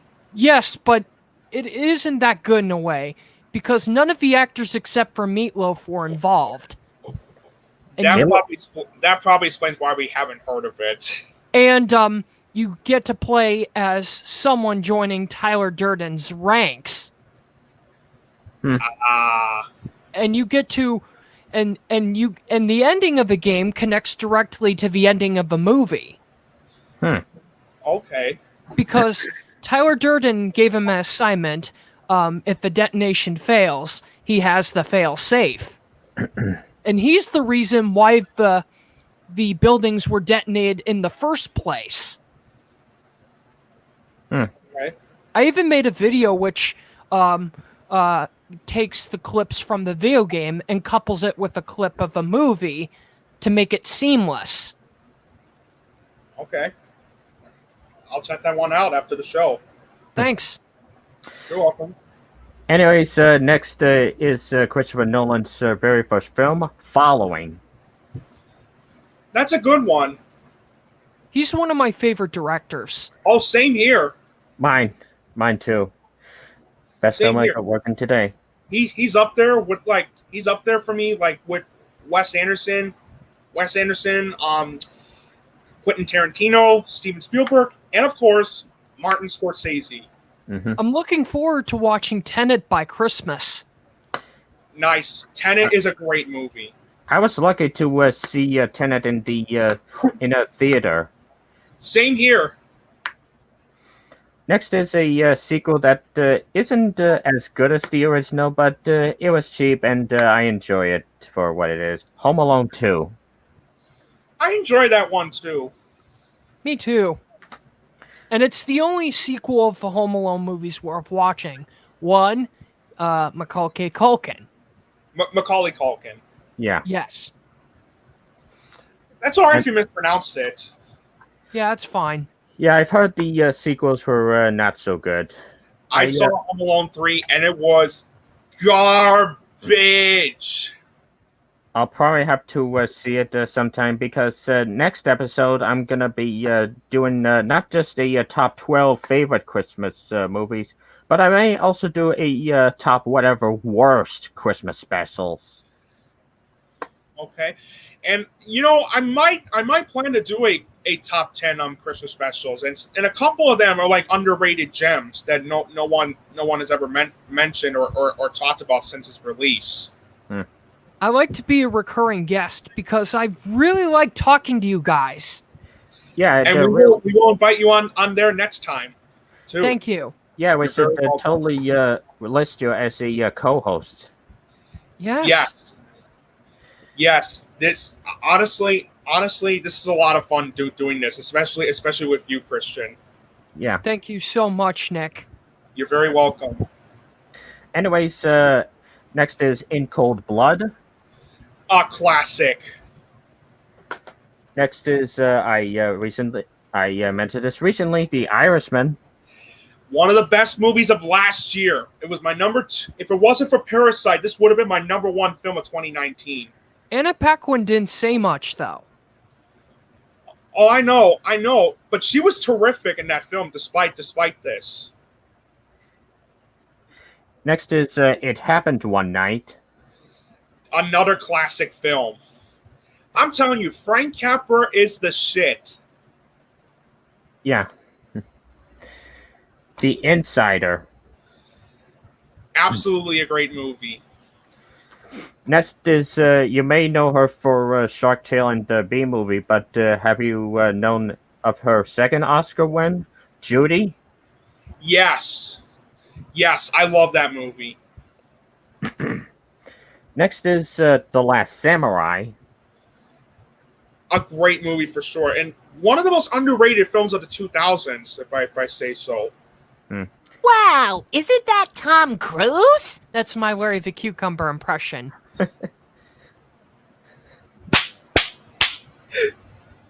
Oh man, that was hilarious. Tom Cruise should have won for Magnolia. Just saying. Yeah. And Born on the 4th of July, arguably. Yeah. Anyways, Little Shop of Horrors. I love that movie. That plant served as an inspiration for Oogie Boogie from The Nightmare Before Christmas. Yeah. And, now that you mentioned VeggieTales, I did see some resemblance between the villain of the Larry Boy and the Rumor Read. Yes, Yeah, honestly, and same here. And there are two different cuts of this movie, and I haven't really seen it. Which one should I check out first, the director's cut or the theatrical one? I would recommend watching the theatrical cut first, and then the director's cut next. I would say the director's cut first because it's closer to the musical. I had to watch that version to understand the musical. Okay. Okay. Next is Misery. I That's love a that classic. one. I love that movie. It's in my top 10 horror films of all time. Kathy Bates did a great job. And she deserved that Oscar. She did. And James Caan deserves as much credit too. Yeah. Well, then again, Joe Pesci won for Goodfellas, which is still my all-time favorite movie. Funny how? Do you think I'm funny like a clown? I'm here to amuse you? Funny how? I mean, funny like I'm a clown. I'm here to amuse you. I'm here to fucking amuse you. How the fuck do you think I'm funny? How the fuck do you think I'm funny? What the fuck is so funny about me? Tell me what's funny. Get the Get fuck out of here, Tommy. Mulholland Drive. That's a One of the classic. best movies ever made. It was In fact- originally a television pilot, but it was rewritten into a movie.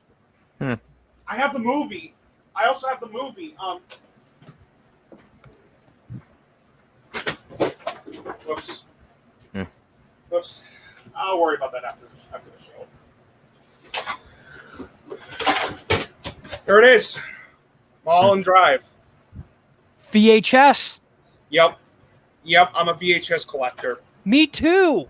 Nice! I've collected the first two Terminators, as well as Aliens, Predator and Predator 2, Blade 2. Nice. And you know, once I get some of the collections sorted out, I will show a collection of my of the Lionsgate films that Universal distributed for home video once I have the full collection. Cool. Next is Once Upon a Time in Hollywood. One of the best movies of last year. Yes, See that poster I right agree there. with that. And I also own this movie too. Wait, I have a Blu-ray of it. Really?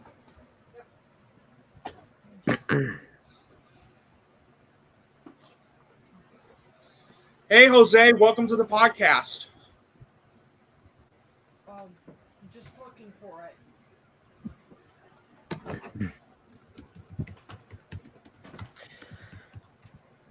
Anyways, we have Rocket Yeah, I Man. have it. One of the best movies of last year. Nice. Anyways, Rocket Man. Rocket Man was great. One thing I didn't like about Rocket Man is that they didn't bring up Long John Baldry. Who? Long John Baldry. He was the one who prevented Elton John from killing himself. Huh. Oh, And yeah. he would later voice Dr. Robotnik in Sonic the Hedgehog. And he's the one who said that infamous line. Yeah.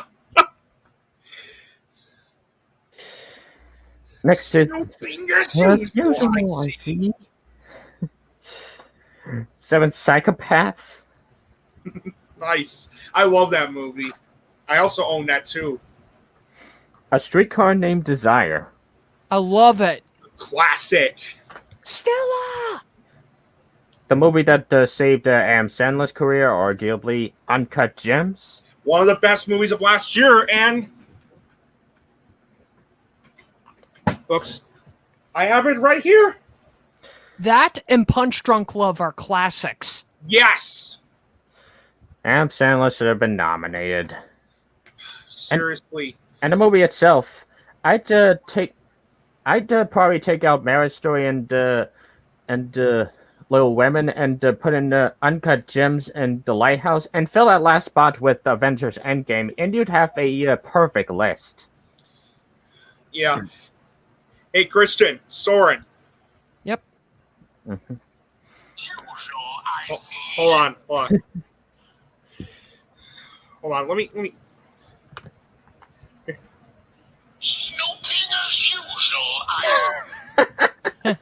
Did you like Richard Epcar's version? Yeah. Yeah. Yeah, I love that one too. Thanks. You're welcome. Okay, 2 more Blu-rays. Under the Skin, Ooh. Nice. and last but not least, Wolf of Wall Street. One of the best movies of 2013 and one of Martin Scorsese's best. And it was Margot Robbie's big break. Yes. It was. If it weren't for that movie, I don't know where she would be. Yeah, really. And that's it for all of my Blu-rays. And now I have a couple of reviews myself to go over. First up is a movie that I was anticipating, and then came the delays and the dumping to CBS All Access, then the reviews. SpongeBob 3, Sponge on the Run.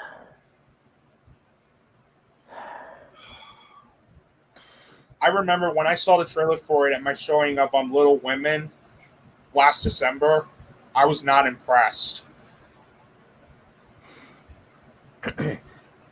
Now, before I get to this movie, let me just talk about the show. I like the show, at least the first 3 seasons of it. Same. And First 3 seasons are classics. I honestly thought it's more overrated than classic because I like archiving obscure stuff. And as you can see here, I have the first 100 episodes right there. My nephew Corey Nice. has that DVD too, but he prefers to watch Evil Con Carne. And even though it was Steven Hillenburg's idea to end off the show with season 3 and the theatrical movie, I did enjoy some aspects of seasons 4 and 5. Sure, there were some bad episodes like Good Neighbors or Bummer Vacation, but I still enjoy them. Krusty Towers is a good one for season 4. Yes. Yes. But then came season 6. Oh And my 7. god. And 8. And onward. I think it's because Nickelodeon cared more about Avatar: The Last Airbender at the time. I mean, there's no stopping SpongeBob now. I mean, if it weren't for the Loud House, they might as well change their channel to the SpongeBob channel, if you know what I mean. Yeah, really. And you know, one more thing I want to mention. This is another one of those examples of studio caring more about quantity than quality. And now, as for the first 2 movies, I really liked the first one. It was surprisingly dramatic for a SpongeBob movie. Yeah. Especially in one scene where, spoilers, it looks like that they're gonna kill off Patrick and SpongeBob. But yeah. There's actually a video game to it. Yeah, I remember the video game very well, and it was I actually really enjoyed it despite the difficulty. And it's basically, in a way, a sequel to Battle for Bikini Bottom with the same character models and whatnot. Yeah. You know, I'll be right back. I got something in the mail that came today. So I'll be right back. You guys go ahead. Okay, yeah. Okay, yeah. As for the sequel, Sponge Out of Water, I did like it a bit, even though it is weak compared to the first one, especially with the marketing, putting heavy focus on the out of water part, even though it only takes up like 10 minutes of the movie. In fact, they might as well title this Sponge Out of Water for 10 entire minutes. But yeah, I did like it for what it was. This movie, though. When it comes to chronology, I would say that Sponge Out of Water takes place before the events of the first SpongeBob SquarePants movie. Actually, yeah. In fact, I've heard this theory that the SpongeBob movie takes place after all the SpongeBob adventures, which I can't disagree with because we had the Krusty Krab 2 and the high stakes of that movie. But you do see Mindy the Mermaid in the 20th anniversary special. Oh yeah, I've heard about that. And now we get to Sponge on the Run. I will say this. The cast, as always, is pretty spot on. Tom Kenny and such are still really good as SpongeBob, Patrick, Squidward, etc. And there are some okay jokes here and there. And Keanu Reeves, he does steal every frame he's on for the little role the filmmakers gave him. My biggest problem with the movie is that it has so much going for it. I mean, it's part have you seen the snail retread, part cliched road trip movie, and part blatant trailer for Camp Coral. I mean, even the animation. I know some people really like the animation, but I'm sorry, I did not care for it. It just looked like a cheap. It just looked like a cheap TV show. Imagine if Tom Kenny had the guts to go on Cameo and do these Spyro and Scaramouche quotes. Yeah, and most of the humor is corny and predictable, and not to mention, there are like so many retcons and continuity errors from the show. Like, you know that in the very first episode of SpongeBob, Tea at the Treedom, where we first see SpongeBob meet Sandy? Apparently not. Apparently in this movie they met at Camp Coral. Or it could be an alternate continuity, if you ask me.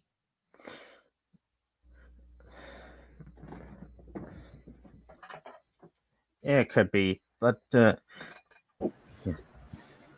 I'm back, and I'm back, and for my take on this, even though I haven't seen the movie, I remember like hearing about this being like Camp Coral stuff, and honestly, that was why I was not interested in seeing this one, because it felt like Nickelodeon was honestly cashing in on Steven Hillenburg's death, just to make another show. Not to mention, Steven Hillenburg objected of making spin-offs of the show. Well, did you know that Spike TV wanted Steven Hillenburg to make a SpongeBob adult party cartoon, but Steven Hillenburg objected to it? What? Gee, I wonder why. Because of Ren and Stimpy's adult party cartoon being one of the worst cartoons ever made. And not just that, but he felt like it would be uncomfortable hearing SpongeBob swear. Yeah, really. Honestly, I don't blame him.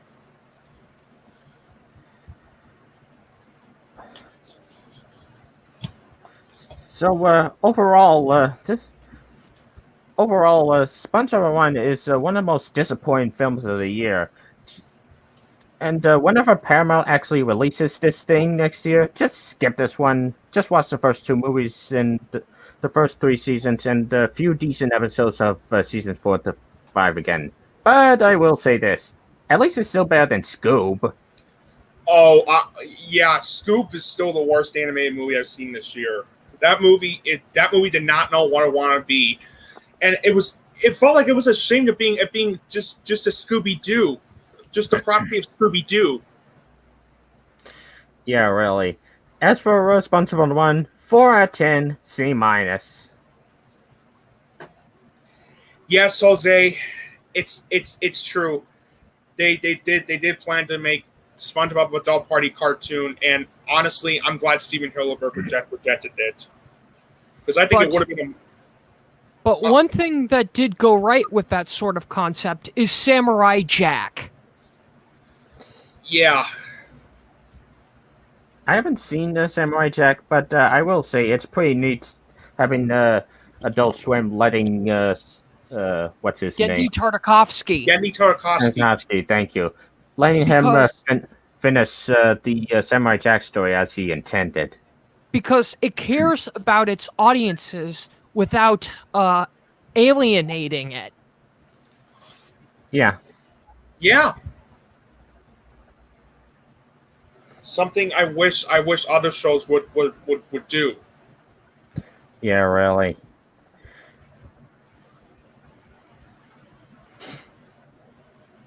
And now, we get to something a little more positive. One of the best movies of the year, The King of Staten Island. I love that movie. It was funny. It was realistic. It was even heartwarming at times. And with the great performances, especially from Pete Davidson, he better get nominated Best Actor this year. And his desire to prove himself. He was terrific. I mean, throughout the whole film, it was like an emotional therapy for me. Yeah, me too. His desire to prove himself after years of doing pretty much nothing is pretty relatable, and it is emotionally grabbing, even at 2 hours and 15 minutes. And I will say, seeing this really got me excited to see what Judd Apatow has done previously, such as Funny People or 40-Year-Old Virgin. Yeah. He also did Knocked Up, This Is 40. Mm-hmm. Yeah, and Trainwreck. So, King of Staten Island, go see this when you can. 10 out of 10, A+. Nice. And as for my one classic movie review, we got a bit of one of Oliver Stone's more controversial movies, which has gotten a bit of a cult following. Now, when I first heard about Oliver Stone's failed passion project about the legendary Alexander the Great and the critical backlash it got, I just dismissed it as a cheap Oscar bait film. However, it wasn't until my good friend Jared Ross posted a review on it on his channel that I started to look at it at a different point of view. What if this wasn't the disaster the critics said it was? What if the 3 subsequent recuts really did improve greatly on it and made the cult classic it became over time? Well, when I was at the Dollar General one day and came across this 3-pack, this particular one, that I decided that there was no excuse not to see it for myself and to develop my opinion. And now that I've officially seen it, I'm actually with Jared on this one. I think this is pretty underrated. Nice. This truly is a callback to the great historical epics of old, complete with an intermission in the middle. I was really engaged by the story of Alexander's rise to power and how he conquered much of Europe at such a young age and at such short of a time. And even at 3.5 hours, I was never bored, which is more than I can say about some Oscar bait movies these days. Extreme loud. Well, Kingdom of Heaven, the director's cut, uses that format to a great effect because it learned the mistakes from the theatrical cut. Because the intermission and all the added content helped fill in some necessary plot lines. Yeah. That and Daredevil are two movies made by Fox that are improved by a director's cut. Yeah, and this is why I prefer the director's cut. Like, this is why I prefer the director's cut, because like it like improves something that the theatrical version didn't. Yeah. For Daredevil's case, they removed all of Coolio's scenes and some of Jon Favreau's scenes in place of more of Jennifer Garner as Elektra, while for the director's cut, you see more action scenes and you see a subplot that connects directly to the movie, in this case, the case of Lisa Tazio. And they thought it was done by her mom, but it was actually done by someone named Wesley Owen Welch. I've only seen the director's cut and seen the critical backlash the theatrical cuts gotten. I intend to keep it that way. Same. Same here. I refuse to watch the theatrical cut of Daredevil again. Yeah. Anyways, back to Alexander. While the acting can be a bit over the top at times, especially with some of their actions, they pretty much do their job at giving us the expressive and energized acting reminiscent of the ancient Greek Roman plays of old. The cinematography, with the exception of some weird red tinting during the major battle, costumes and production designs are really good. But hands down, the best aspect of this movie, Vangelis. I agree. He gives this movie his most underrated and one of his very best scores for a movie he has ever composed. In fact, I'll even say it's better than his Chariots of Fire score. While I would disagree, because I mean the Chariots of Fire musical score I absolutely loved. I absolutely love the musical score of that film, but his musical score in Alexander is definitely one of the best ones for sure. So overall, while Alexander may not be a masterpiece, I still recommend seeing the revisited cut of Alexander during a rainy day. And while I haven't seen any of the other cuts of this movie, seeing that like with Daredevil, seeing that the theatrical cut has been shunned by fans and critics alike, I intend to keep it that way. So 8 out of 10, B+, solid recommendation. Nice. And let's conclude this very long episode by talking about my all-time favorite director working today, Christopher Nolan. Now, all 11 of his movies are spectacular, but it's safe to say that some are better than others. So here's my personal ranking of all of his movies. Number 11 is Following, which I just showed right there. Number 10 is Tenet. Number 9, Interstellar. Number 8, The Dark Knight Rises. Number 7, The Prestige. Number 6, his most overlooked film, Insomnia. Number 5 is Dunkirk. Number 4, Memento. No, I'm sorry. Number 4 is Inception. Number 3 is Memento. Number 2, Batman Begins. And number 1 is my favorite movie of all time, The Dark Knight. Nice. So, do you have a ranking of your own? Well, yeah, you go first. Well, I would say from the Christopher Nolan movies I have watched so far, I would say Batman Begins, Dunkirk, The Dark Knight Rises, and The Dark Knight. Nice. All right, so I've seen all the Christopher Nolan movies. So I'll go ahead and make my ranking as well. Number 11, Following. Number 11 would be Following. While it's not perfect, especially with its pacing issues, I still really enjoyed that film. Number 10, The Prestige. Number 9 is Batman Begins. Number 8, Tenet. Number 7, The Dark Knight Rises. Number 6, Interstellar. Number 5, Insomnia. hold on. Let me try this again. I know number 8 was Tenet. Number 7 is Insomnia. Number 6, The Dark Knight Rises. Number 5, Interstellar. Number 4, Inception. Number 3, Memento. Thank you. Number 2, The Dark Knight, and my favorite Christopher Nolan film, Dunkirk.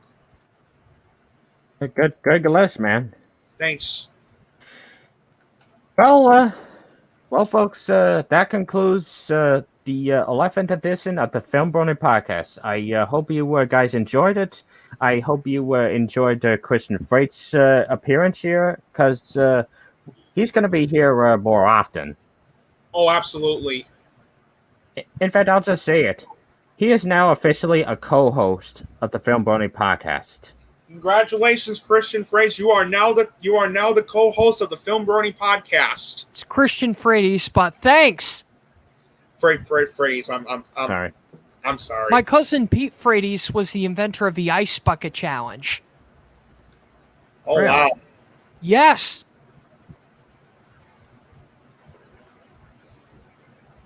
Nice. And Christian, Yep. to honor your to honor the celebration of you being the co-host of our show, you get this.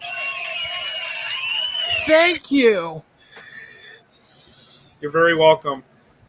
So I hope you guys enjoyed the podcast, and thank you to Soren, and thank you to Christian for being on the podcast, and a special thanks to Soren for creating the FilmBrony Podcast. Be sure to subscribe to Soren Saunders on his Boy Thunder Productions YouTube channel, and Christian Frates on his YouTube channel. Give them the love they absolutely deserve. They are wonderful talented people on their YouTube channel. So please give them all the love they deserve, and we'll be excited to come back on the next episode in honor of Christmas coming up. Mm-hmm. And Or as Samaritan says, December Ween.